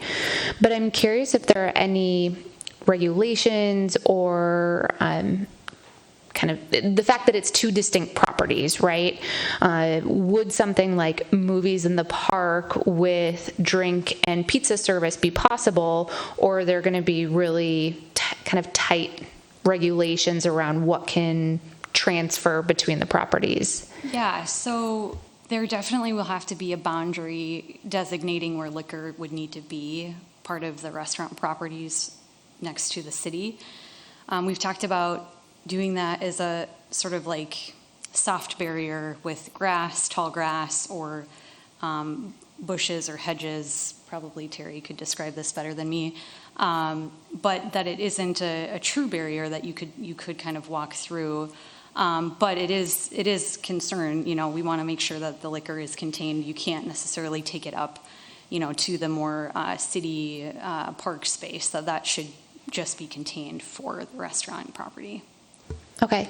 And then if you could also speak to some of the other ideas that you may have for that activation. Yeah, movies in the park, definitely on the table. We've talked about, I think, at least 24 options: skating, broomball, maybe there are leagues, maybe that's bags or shuffleboard. And then also not being afraid to just let it be an event lawn, just kind of open for the public to feel free to come and use it, whether that's going to the restaurant or not. And the winter markets, we've talked about art markets. I know there's kind of another city art location that's nearby, so we don't want to overcrowd that, but maybe small acoustic music opportunities, local city singer-songwriters that could come and hook up an amp and just do some soft ambient music. I don't know, Terry? I think you hit a lot of them. Yeah. We've been in discussion with the parks, to kind of see how that interrelationship would work with the city too. So I think a lot of that still will be vetted out. I think when Jester comes forward with their presentation, down the road here as phase 1 happens into phase 2, we'll vet out a lot more of these ideas and what some of that programming will be. Thank you. If I could just supplement that and clarify a little bit. So we did present with this concept to the Park and Recreation Board a few weeks ago and had several of the same questions about programming and budget and who takes the lead versus who doesn't. So they're excited to explore that next year. I think some of those items will end up on their work plan. But one of the other questions was, as you had asked, about liquor service. There are rules and regulations in the city of Edina. There will always be rules when it comes to those types of items. And that was an interesting question, and that it was an interesting question posed by the park board, quite honestly. They were of a split opinion. Right now, most parks don't allow alcohol. With the exception of Braemar, where there's an outdoor area that's used for programming and lots of outdoor activities, and you can order a beer from the clubhouse and walk out in that park area and drink it, and it's okay. So there's conversation of, should that be allowed here? Should it not be allowed here? No final decisions at this point, but But as we do go through the final regulations, should this project get preliminary approvals, when we come back for final approvals, and certainly before we have any signed binding contracts to actually sell the land, we'll have to have all that figured out. But we're probably about a year away from knowing exactly what that looks like. Thank you. Any other questions before we go to our public hearing and then go to comments? Go ahead, Commissioner Smith. Great. I think this might be for Alex Hall again. So the design of this property was like a H shape, and did you consider doing like a U shape? And I kind of asked because it splits up the two sections, the amenity courtyard and the entry plaza. So I'm just curious if those two could be combined on one side. And then if not, I think you mentioned that there were things like dog grooming and a couple other things that might be where the entry plaza was or would be. So that seems like it's more uses than just residential. You know, there's like maybe stores that would go there. Just tell me a little bit more about what is the entry plaza section going to have in there, and why not a U shape and why the H shape? I think if you did a U shape in the building, that you would definitely, I believe, lower the density of the number of homes, and you'd end up with a very wide or large kind of open space. If we picture a U with the bottom of the U facing south, for example, you would have an awful lot of open space, from that drop-off point. I mean, the road has to come in at some point, and what the intent was that kind of the cross between the H really contains the common areas in the building, and so if anything, what we wanted to do was push that cross section of the H up far enough north that when you're dropping someone off, it's a relatively convenient walk into the center of the H, which is going to have the elevator banks, 2 elevators. It's going to have a large kind of parlor area where you can sit if you're waiting to be picked up. There's going to be the manager, so there's going to be a professional manager at the site, so the manager will be there as well. And then what you're going to do is directly see through to the plaza, which is really the kind of private patio area for the residents. And so the great room is going to be back there, which will have cooking facilities. As you step out into that plaza to the south, which is elevated, it's really going to be pretty dramatic because it sits 1 story above Eden down there. And so that is going to have a lawn area for, bocce ball, those types of games. It's going to have grilling stations. And then the residents that happen to be on the first floor will actually have the ability to walk out of their patios and access that space. So it was really a combination. I don't think we never varied much from the H because we found through fit plans that maximized the number of units that we could get on a relatively tight piece of property by the time we get our portion of that 3 acres. And I would say the only thing we ended up doing was on the and Brian mentioned that on the east wing, we felt it was very important that we didn't have 6 or 5 stories sitting right on Eden, and that's the movement of the building, taking that center portion and pushing it in west, and then at some point take a look at the drawings and you'll see the top floor. We actually took that top section and even pushed it in further to really create a lot of articulation on that side, but it was always kind of some variation of an H. And I don't have any better reason than that, other than it fit well on the property.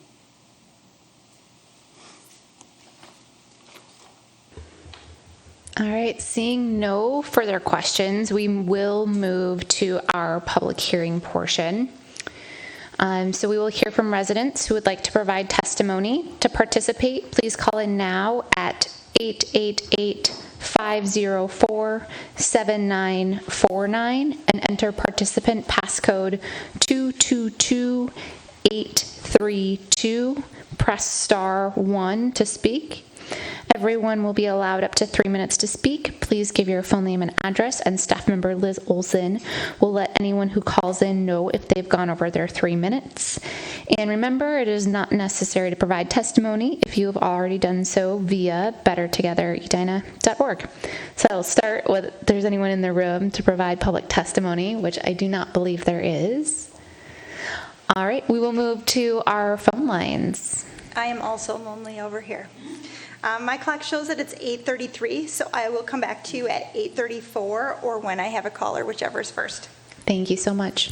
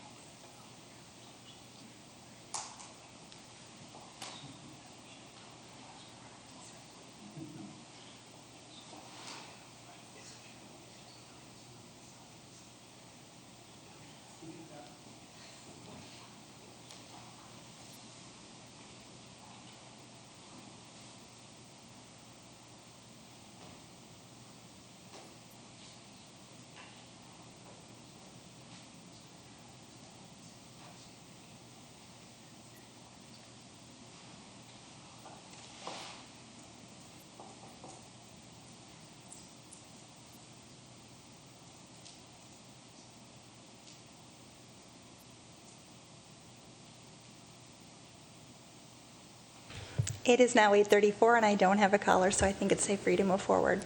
Thank you. Can I have a motion to close the public hearing? Move to close the public hearing. Second. All those in favor, please say aye. Aye. Any opposed? All right, the public hearing portion has been closed, and so we will move on to comments. Who would like to get us kicked off? Commissioner Bennett. Oh, that's a sigh of 10 years right there of this project and the potential of it.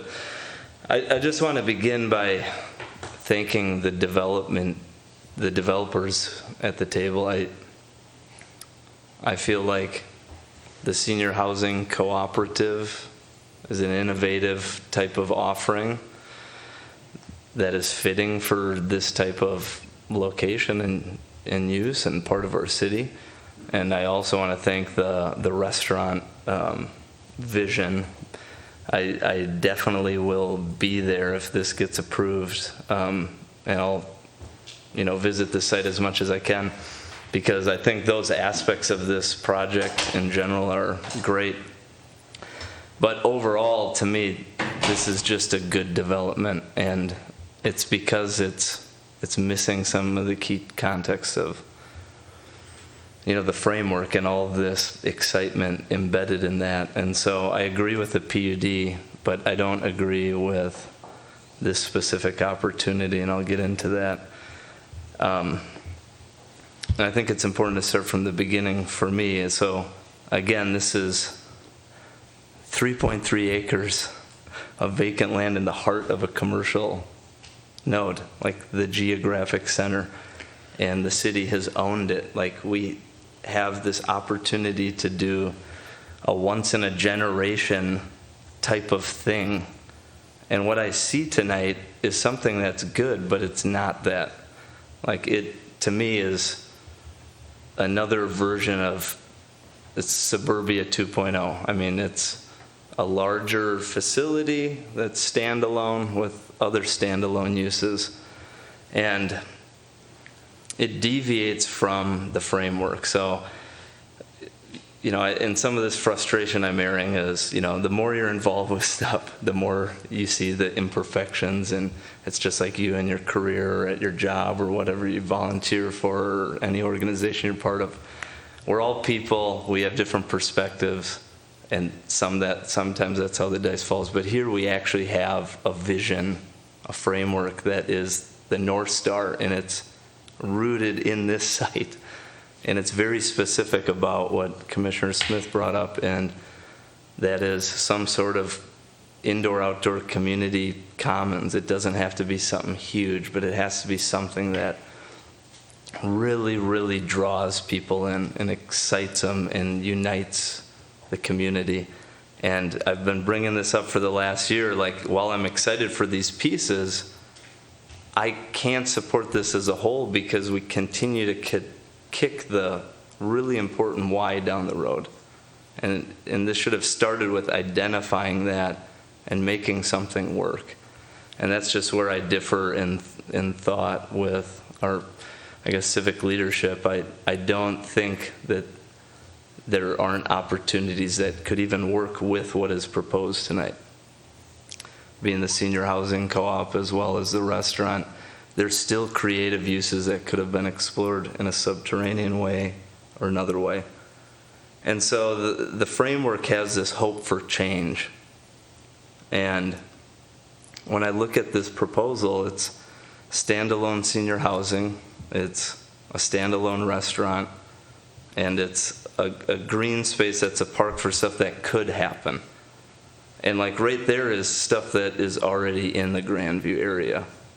There's already senior housing, there's already standalone restaurants, there's already green space that could be something like Grandview Green. So I can't support this because I don't see that repeating what has already been done is going to promote the change we deserve and the change that is so evident in the framework. So this site and this development is supposed to be the catalyst for the change we want to see around it. And while I like the pieces on the table, there's still a huge missing component to me, and that's nothing on the developers plate. Like, I support the senior co-op, I support the restaurant, but I think as a city we have failed to incorporate into this project what needs to be there, and there's a lot more to it, but I think there's some patterns we can look at, and historically I don't think we've exhausted every option. If you just look at what's been proposed over the years, it's developer-led, and it hasn't started with that why. It hasn't been centered around, like, what is that community aspect? And that's what always kind of keeps kicking this down the road. And from the financial piece, again, I don't support that. This is Edina. Like, if there's a will, there's a way. We could do something truly amazing here.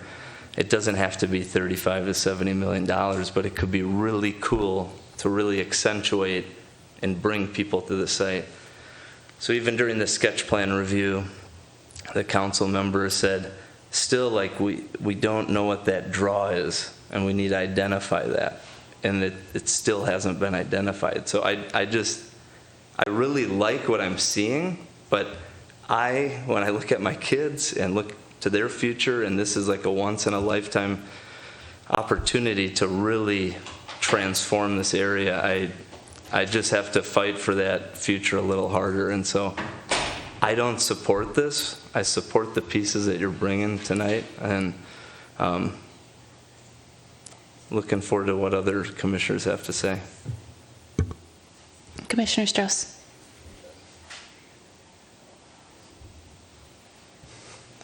Thank you. I was anxious to hear Commissioner Bennett's comments because I know his involvement with this area precedes his time on the commission and as a citizen. Though I come to I guess I am in support of this. One, I think Manager Neuendorf's summary is, as he's made it, his other appearances on the same site, has been persuasive. We have looked at a huge public use versus much less public use, and I think we looked at density. I mean, the buildings were too big, and I think we have a project now, I think, that has balanced all sorts of attempts, and the site really, to me, isn't that big. I mean, it's not like Pentagon Park, where there was an enormous area to envision these things, and this is really a tight little rectangle with a great, incredible grade change. I mean, you know, what you could do there. Like I said, I think where we're at now is been trying this, trying that, coming back to the center, and let's get on with it. Just the comments, looking at what we saw in the sketch plan, I think the developers have made some very, very positive actions to materials, the pedestrian involvement, public art. It seems like they listened to a lot of what was said in that January meeting. So I'm saying let's get on with it. I think that this is providing the best of what's been planned proposed over the last 10 years, and I think we could keep talking, we could keep aspiring for something, but I'd say let's move forward. Thank you. Commissioner Padilla. I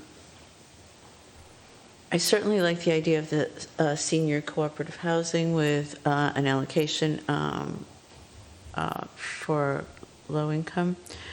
So I think that is great. And I would, however, like to see more consideration of alternatives, whether that be solar. I'm not convinced at all that this is as pedestrian friendly as the pictures indicate. I think having the roundabouts without bike paths is not someplace I would like to ride a bike. But I think the fact that you have outdoor space and all these other things lends itself to non-vehicular traffic. There's a traffic study which I think needs to be labeled a vehicle study because it's only about cars. There's no mention here of mass transit or bicycles. If it is pedestrian friendly, I guess it would be the city's responsibility to put in signal monitoring, like you have on 69th Street in Hazleton by Southdale, where people want to walk from kind of one shopping area to the other. I think it's imperative that you put some ability to recognize the pedestrians, otherwise it could be potentially dangerous. So I like the concept, but I would like to see some more things around safety and truly be friendly to alternative forms of traffic. But other than that, I'm supportive. Thank you. Commissioner Smith.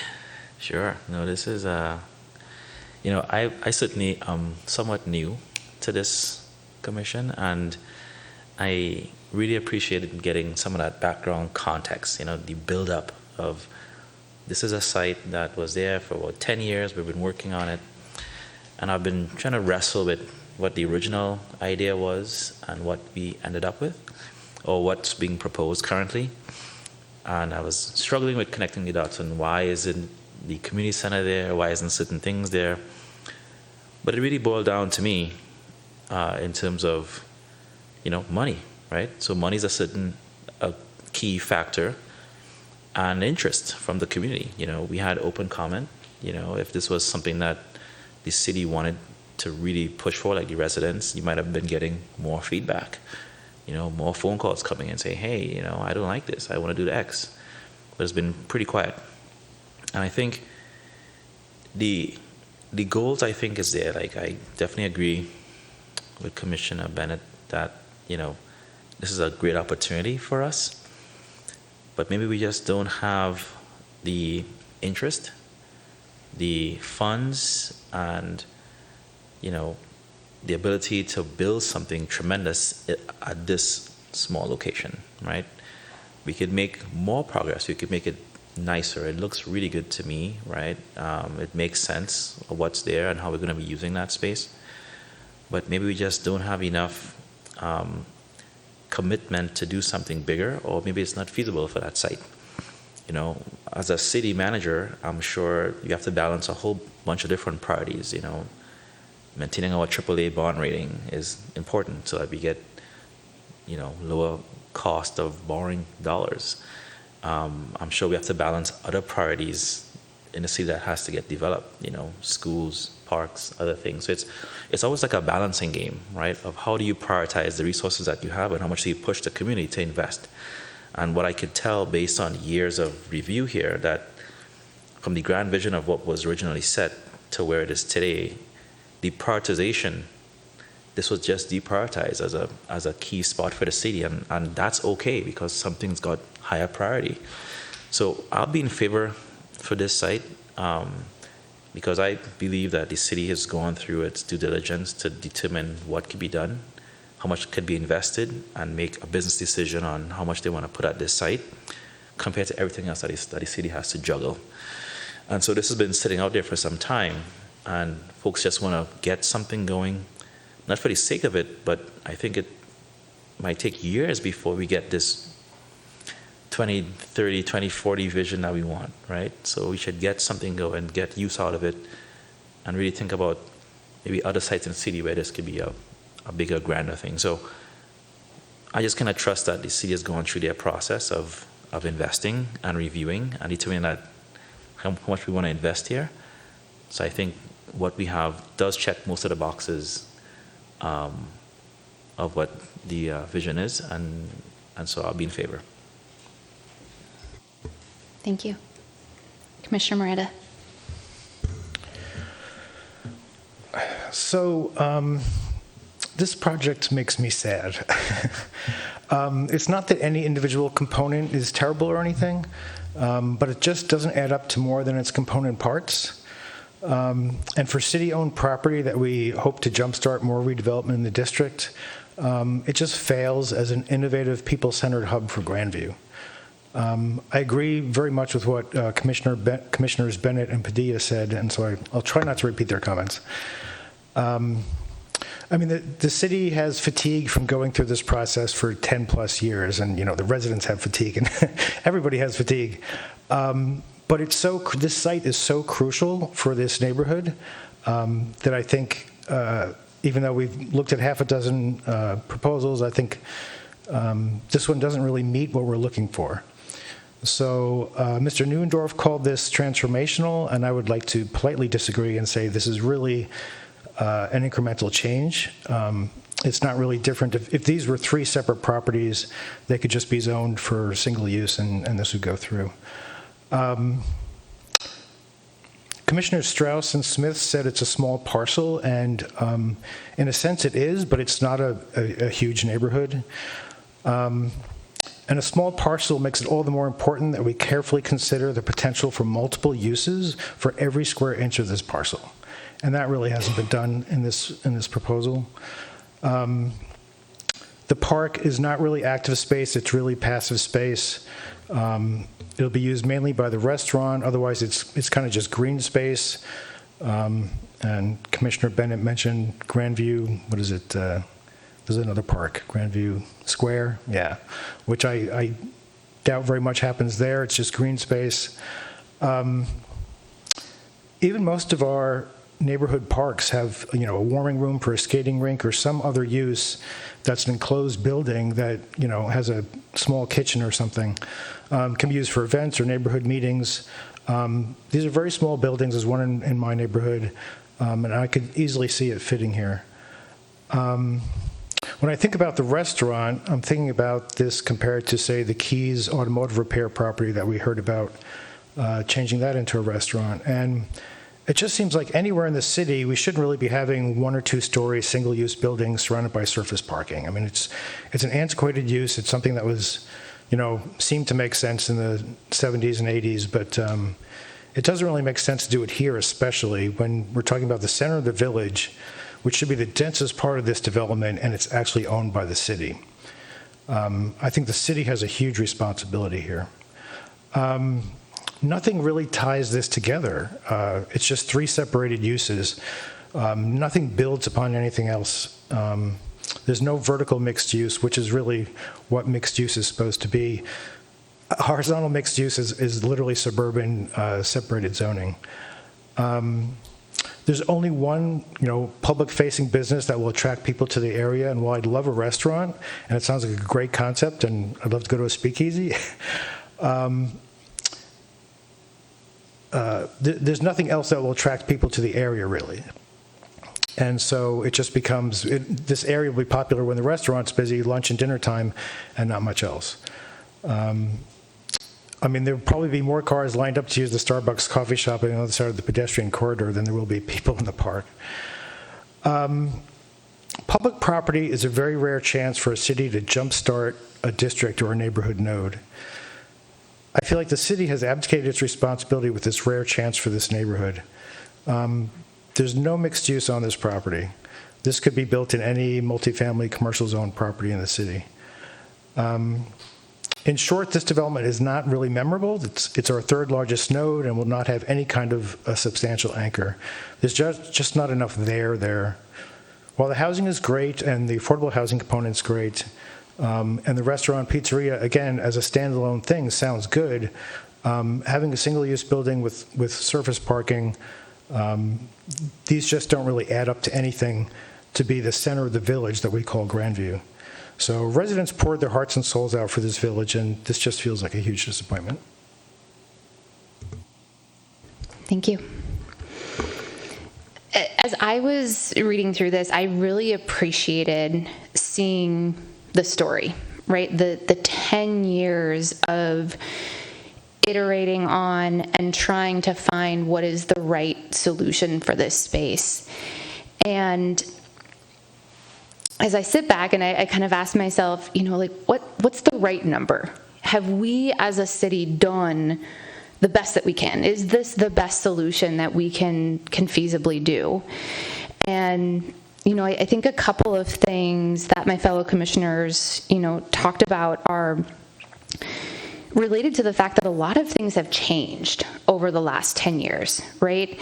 I even think even more meaningfully over the last 3 years as we've navigated the pandemic and we've seen how much of a desire there is for people to come together with their communities. And one of the things that I absolutely love about Edina is the strong focus on that community, and I kind of lean into the experience I'm having in the Cahill district, right, and the community conversations we've had. People have such a strong desire for things that are going to draw us together as a community. And when I read through the Grandview plan, that is a central component of what the vision was for this area. And I don't see it necessarily represented here today. I think it's really frustrating to me, and correct me, Mr. Neuendorf, if I got this figure wrong, but it sounds like one of the reasons that we can't have a community center on this location is because the free parking would cost approximately $10 million. And that's overwhelming to me, right? That it's because of parking and all of the things that come up with that is preventing us from being able to move forward on something that I think we have heard from our community members that contributed to, I think the number was 50 plus, I will say, right, in pulling together a lot of this work. And so I don't know, I hear, the other comments, right, of there's potentially other space, and I know I just referenced Cahill, which potentially there is some space in that area, but Edina is 16 square miles of locked-in space. Like, we are running out of space as a community, and this redevelopment, I think to your point, Commissioner Bennett, is a generational opportunity. And so I don't know that this is the best foot forward that Edina can place for what should be on this site. I do want to ask, maybe this goes to Director Teague, a question, and this is kind of, Commissioner Smith made this note as well, but can you speak to who was notified and what the requirement is for notification for a meeting like this tonight? Yes, certainly. It's all property owners within 1,000 feet, being that this was a rezoning request, so that was the notification circle. I'm sure you don't have the number offhand, but do you know, like, what exists within 1,000 feet of this site, and how much of our community is actually hit by that radius? I might be able to step in and help answer that. I have a copy of our mailing affidavit, so that includes all of the folks that received notices. So on August 12th, we mailed out notices to 287 owners that included the 1,000-foot radius, and that they have until September 12th to comment on this project. And how many of those were within the Avidor? The folks that commented, or the property? Those that received the mailing. The Avidor separately received a mailing to share with their residents on top of what was mailed out or included in the... So the 200 plus are like single family homes within the Grandview area? Not necessarily. They could be commercial property owners or condo owners or single family home. Okay. Thank you for that rabbit hole.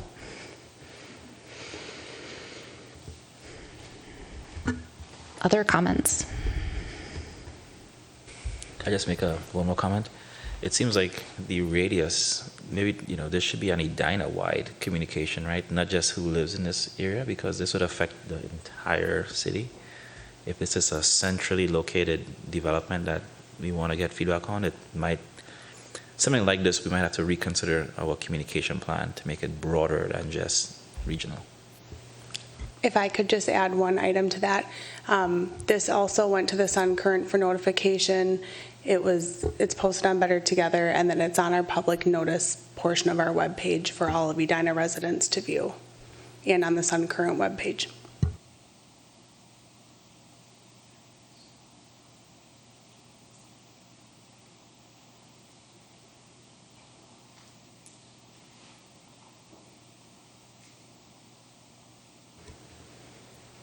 If there are no further comments or discussion, does someone want to make a motion? Commissioner Strauss. I make a motion that we approve the preliminary rezoning from PID to a PUD at 5146 Eden Avenue. And would that be subject to the staff report? The findings and conditions in the staff report. The findings and conditions in the staff report. Thank you. Second. Thank you. Could we do a roll call vote for this one, Liz? Certainly. So we'll go through all those in favor. Commissioner Padilla. Aye. Commissioner Miranda. Nay. Commissioner Smith. Aye. Commissioner Strauss. Aye. Commissioner Bennett. Nay. Chair Agnew. Nay. So we have a vote of 3-3 on this one. So we have a couple of new folks, so I will kind of walk through what I've seen in the past when we have kind of a split vote. Unfortunately, we're an even number tonight, but I have seen situations where there are a couple more runs at motions before we talk about kind of other options after that point. So if anyone wants to make an alternative motion, that might be approved.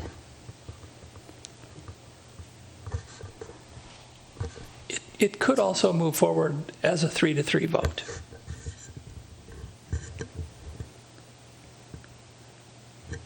If we think that's how it's going to fall. All right. So I haven't ever come across us just kind of tying and passing it up to the city council. But with that, I think that we do have a split vote on this.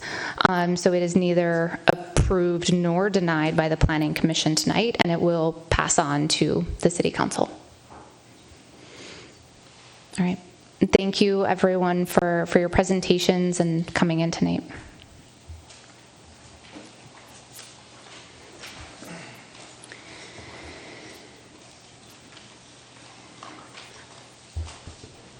So next on our agenda tonight is our work plan review.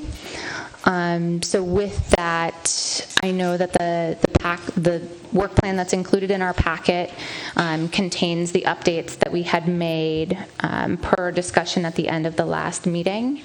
There is no action that we need to take on this here tonight, but really wanted to get it in front of all of you, review it. If there are any comments or adjustments, please speak up and suggest those now. But I don't think that we need to go line item by line item through it again this time. But when we meet in 2 weeks, I believe, it is at that point in time that we will be required to approve it, or kind of that'll be our final, as the final first draft can be, that we then pass on to city. So I will open it up. Having reviewed it in our packet, are there any adjustments to the work plan?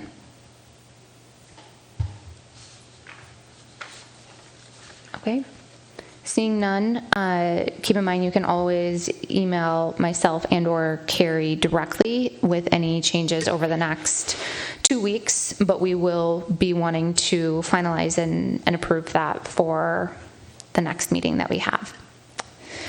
So with that, I will move on to our chair and member comments. And so I do want to get us kicked off with a special appreciation for Commissioners Barbaro and Hayward, who wasn't able to join us tonight, as it is their last meeting as our student members. So just a big round of applause and thank you. Thank you for... No, I'm going to be a junior. Today, first day of school. Oh my goodness. What? Yay. Crazy. Way to go. Thank you. Yeah, thank you for all you've done. Yeah. Any other chair, no, that's me, member comments? Commissioner Miranda. Yeah, I've been asked by Commissioner Alkire, who couldn't be here tonight, to discuss a potential new tree ordinance. So the Energy and Environment Commission voted last week to approve a new tree ordinance, where they attached revisions to the tree ordinance, and is presented to the City Council on September 7th. He would like us to support this as a commission and provide an advisory communications to the City Council. His suggested wording would be, and I don't know if we have to do this tonight, but the Planning Commission has reviewed the proposed revisions to the tree protection ordinance. We recommend the council approves this amendment to this ordinance as proposed by the Energy and Environment Commission. So his description is, the ordinance is a pretty big step forward in preserving and enhancing our tree canopy in Edina. Our climate action plan requires us to increase the tree canopy from 35.9% today to 39% 9.5% by 2030. The ordinance, 1, reduces the measurement definition of protected trees, so more trees are protected. 2, adds a new class of protected trees called heritage trees to provide special care for older, larger trees. 3, transitions mitigation from one-to-one replacement, remove one tree, replace with one tree, to inch-for-inch replacement, where size and number of replacement trees required depends on how big the removed tree was. 4, increases fees for noncompliance, and 5, removes exemption from mitigation for trees that were close to proposed buildings, driveways, et cetera. So he's open for questions if you want to contact him with any questions. But anyway, there you go. Is there anything that we as a commission should be doing with this? Like, is there a specific ask? Yeah, he wanted us to do by supporting this as a commission with an advisory communication to the city council. Okay. So I don't know if it's something we do tonight or we want to read it and do it another time. Yes. I would just say I support it. It's pretty cool, and I guess I had questions, and I don't know if you know the answer, but I mean, the inch for inch is a cool concept that seems so obvious. And is this just like taking script from other communities who've struggled? Do you know? No. Okay. He was on the group that was part of this. Yeah. I just want to say appreciate Commissioner Elkhart for uniting us around this. I think that's a cool idea to show support for something that's important. So I just wanted to way to go and support it. So I'm happy to do that tonight and just give a thumbs up. And if you want to draft it, you can put my thumbs up on it. And I don't know, because not everyone's here tonight. So, I mean, is it something we could do with a straw poll, and have at least 5, or is that even worthwhile? I think he was looking for something a little more official. I mean, we could do whatever we want. Yeah, sure. Because if someone's going to write something on behalf of all of us, we should already agree on that. Oh, a straw poll. Do we even agree with this? Yeah. I see. I guess I have a clarifying question. When we say inch for inch, if I cut down an oak, do I have to replace it with 100 saplings, or is it another oak? When it matures, it gets bigger. So tell me a bit more about just that idea. Size. Yeah, so I think the idea was you measure around, and if it's 100 inches around, you could plant 10-inch diameter trees or 100 1-inch diameter trees, but it needs to be the totality, is how I read it. Like as a mature tree? As the tree that's being cut down. No, you match that immediately with what was existing. So if you cut down a 100-inch diameter tree, you would have to replace with existing a total of 100 inches. Existing. So in theory, it's really trying to dissuade you from cutting down heritage trees, which I think we all, I mean, at least for me, is such an embodiment of character in neighborhoods, and whether that impedes someone's grand development plans. Yeah, I am 100%. I love trees. I think we should have more canopy, but maybe the details should be there, right, to help folks understand, because a tree starts off small, then it gets bigger. So if I replace it immediately with a tree of a certain size, then in 10 years it's going to be 20 times the size, right? So then I have 20x more trees to the one that I just removed 10 years ago. So is that the intent of the ordinance, is what I'm trying to get to? Yeah, I believe it is. I mean, I'm glancing through the ordinance now, but because the idea is if you replacing a 100-year-old oak that's, I don't know, 60 inches around or whatever it is, with, a sapling or something is not an equivalent replacement, right? And so, at least not from a canopy perspective, not from a climate change perspective, for a number of reasons. And so the idea is, there's actually quite a bit of change in here. I don't have time to read it all, but it would, as Commissioner Bennett said, be replacing. So if you had, typically you wouldn't replace a 36-inch tree with 36 1-inch trees, right? I mean, you might, but I mean, maybe it says you can do that in here. But I think the idea is that you would have a variety of, say, 6-inch trees rather than, 30 1-inch trees or whatever. So the idea is to build more canopy, because that's the idea, right? We have to go from 36.5 to whatever, 39.5. And so we do actually want more canopy. That's part of it. We take down part of our canopy with every new building, every expansion, every tear down we do in the city. The huge climate change project we're doing in my neighborhood in Morningside, we removed all the trees and the land the city just got from the city of Minneapolis. So we have to put a lot of trees in. So I think this is trying to accelerate that, to make that happen. Good question.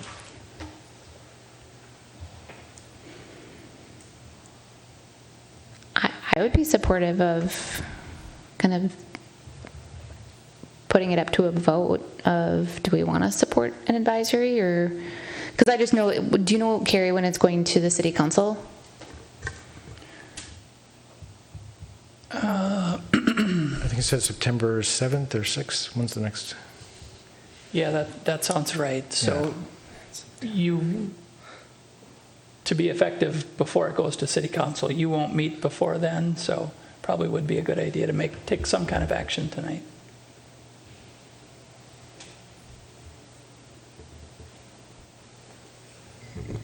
What would be the action? Is it to make a vote or review it? Yeah, I move to put up a vote to support putting together an advisory communication from the Planning Commission to the City Council supporting the revisions to the Tree Ordinance as approved by the Energy and Environment Commission. Second.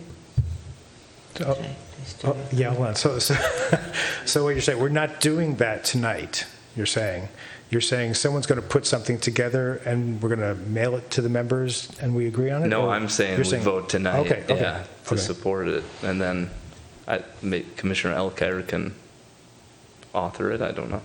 We can figure that out. So I think what we'd be voting on is, do we want to, as a planning commission, write an advisory to the city council in support? That's your motion. Exactly. Gosh.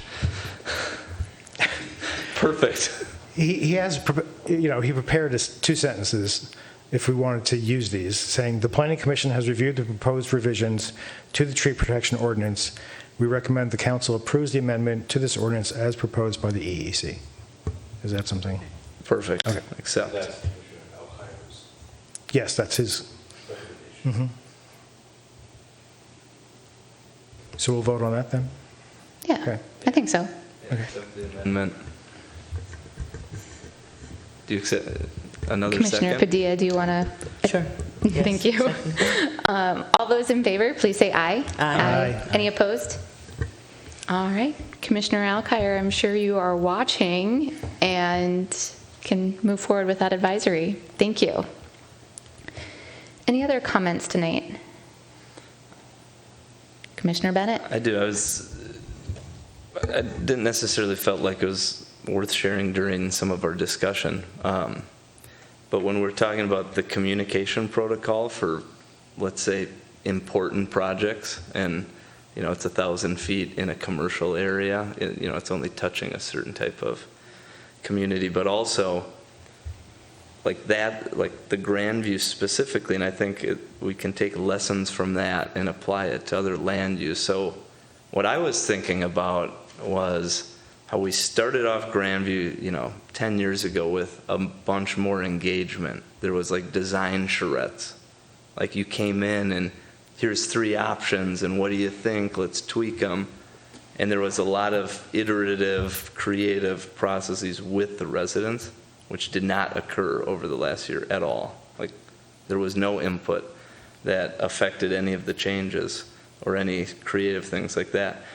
But one example that I felt like was really successful that the city led effort on was like the Morningside Flood Control Project, where it was a very expensive proposal when you look at how much A, B, and C were going to cost the city. But they had a lot of data behind each one, and they put it kind of to the residents to show where was the level of support. I feel like even stuff like that could have been utilized in this process, specifically with Grandview, of like, it's like, hey, well, we don't want to spend $70 million. Well, okay, yeah, I think most people agree, but what about the $5 million option, the 15, the 25? What's creative? What's on the table? No residents were part of those conversations.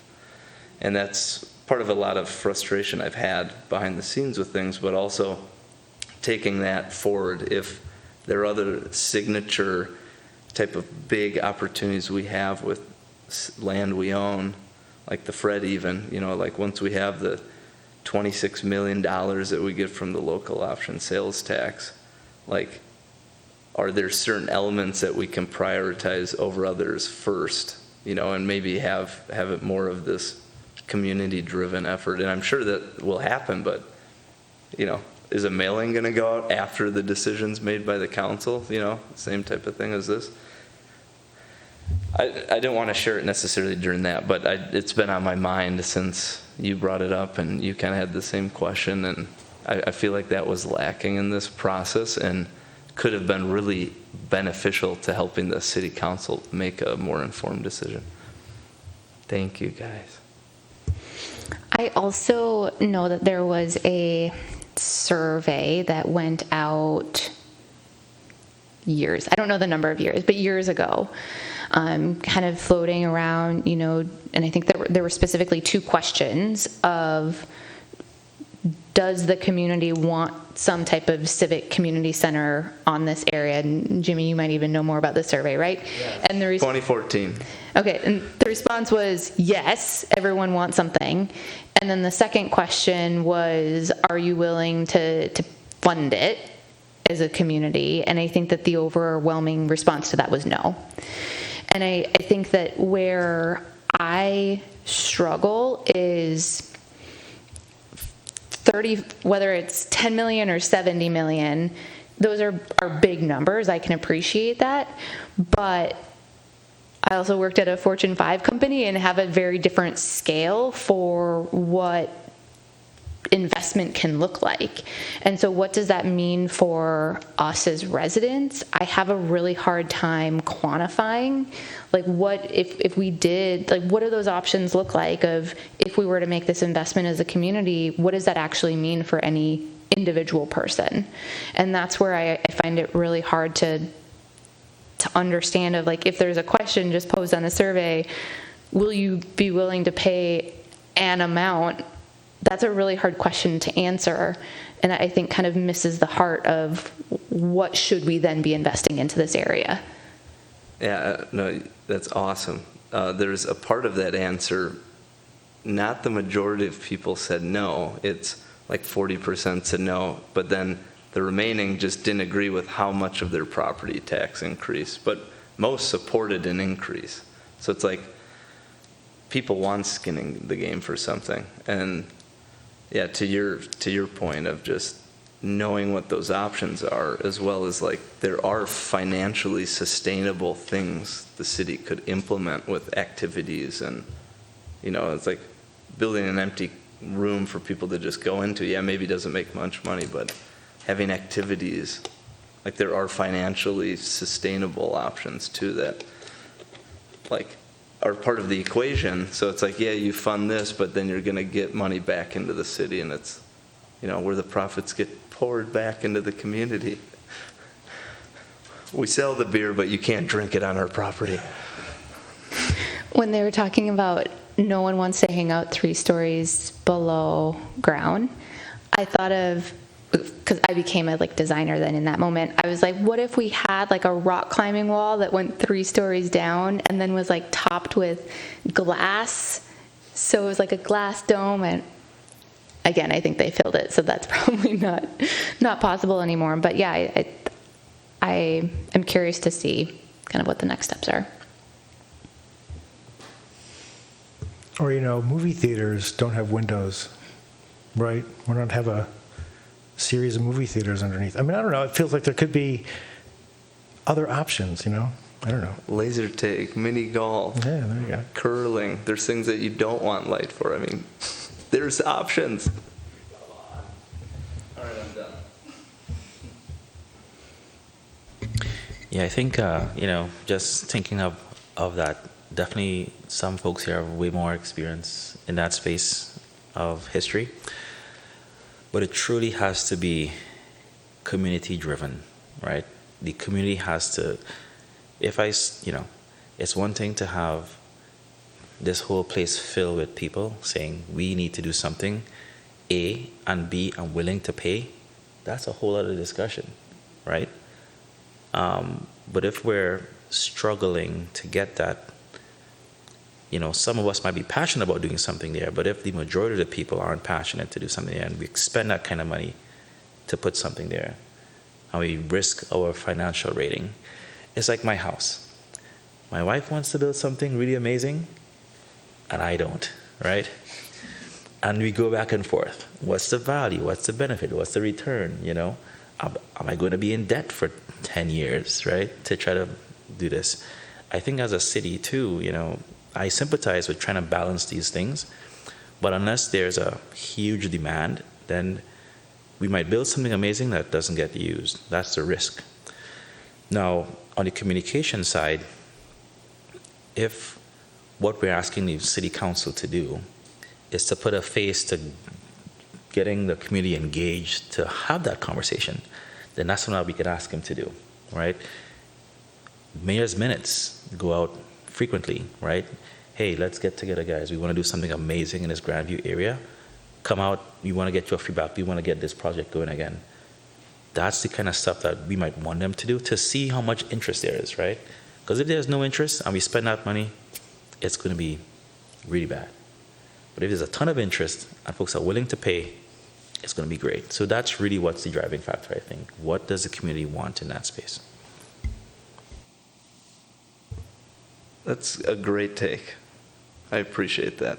And it began with you having that conversation with your wife. And that's what's been missing is that other person in that conversation. So like your ideas of what to do, they haven't happened. And so like these decisions to get to this point, when someone sees this on the table, it's like the decision's made. And it's not engaging to someone anymore, right? And so, there's been opportunities to do that and be proactive. And sometimes as leaders, we have to guide people toward the vision, and sometimes it's not comfortable and it might cost money and people don't want to do it, but those are usually the times of the best change. I remember 40 people complaining about sidewalks and no one supporting them, and the city council still did it, and now everyone uses them. It's like, are we being bold or being safe? And that's just what. All right, thank you.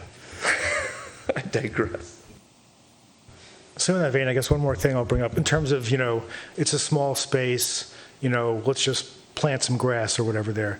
Look at what the city did at 50th and France, where we have that new, Nolan Mains, right? And there's it's not a park, it's an urban space. I'd say the word urban, right?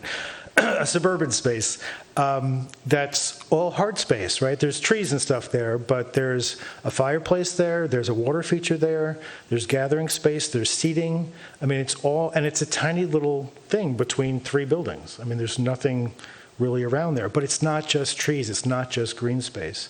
It's made to have activities there, and I'm sure the business owners have some sort of, cooperative thing. The business district has something where they finance concerts or whatever there. So same sort of thing could happen in Grandview, but I don't think we have a Grandview. Is there a business district in there?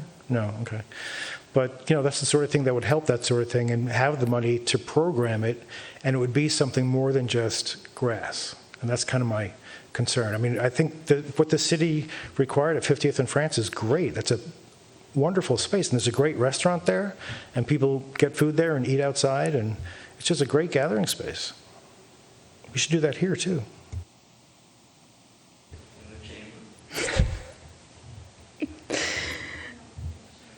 All right. Seeing no other member comment. Oh, Commissioner Smith.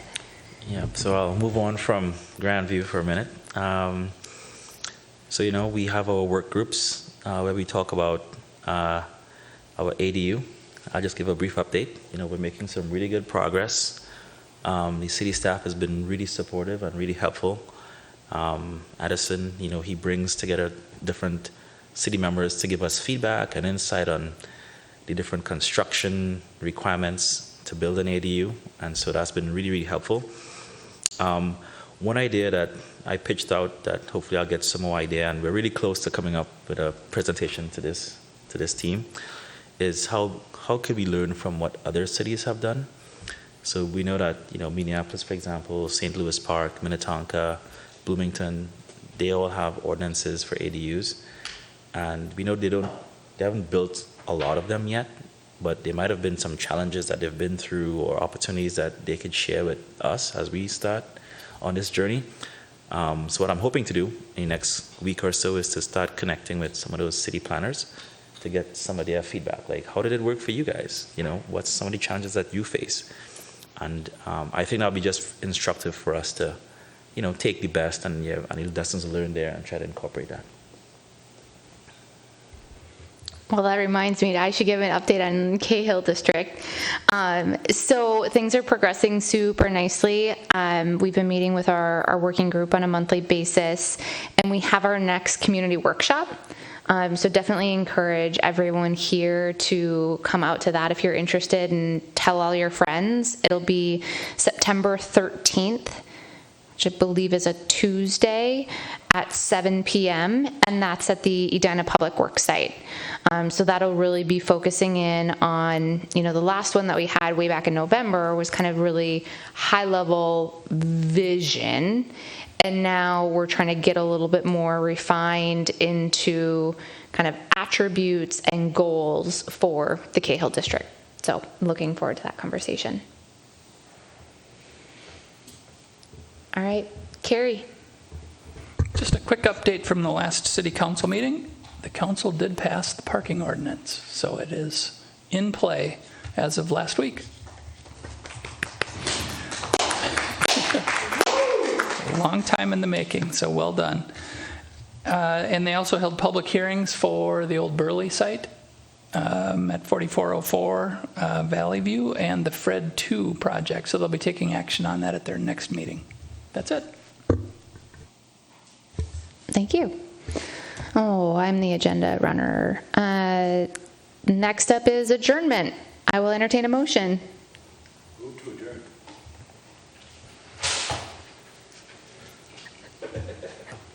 Oh, second? All those in favor, please say aye. Aye. Any opposed? All right, meeting is adjourned.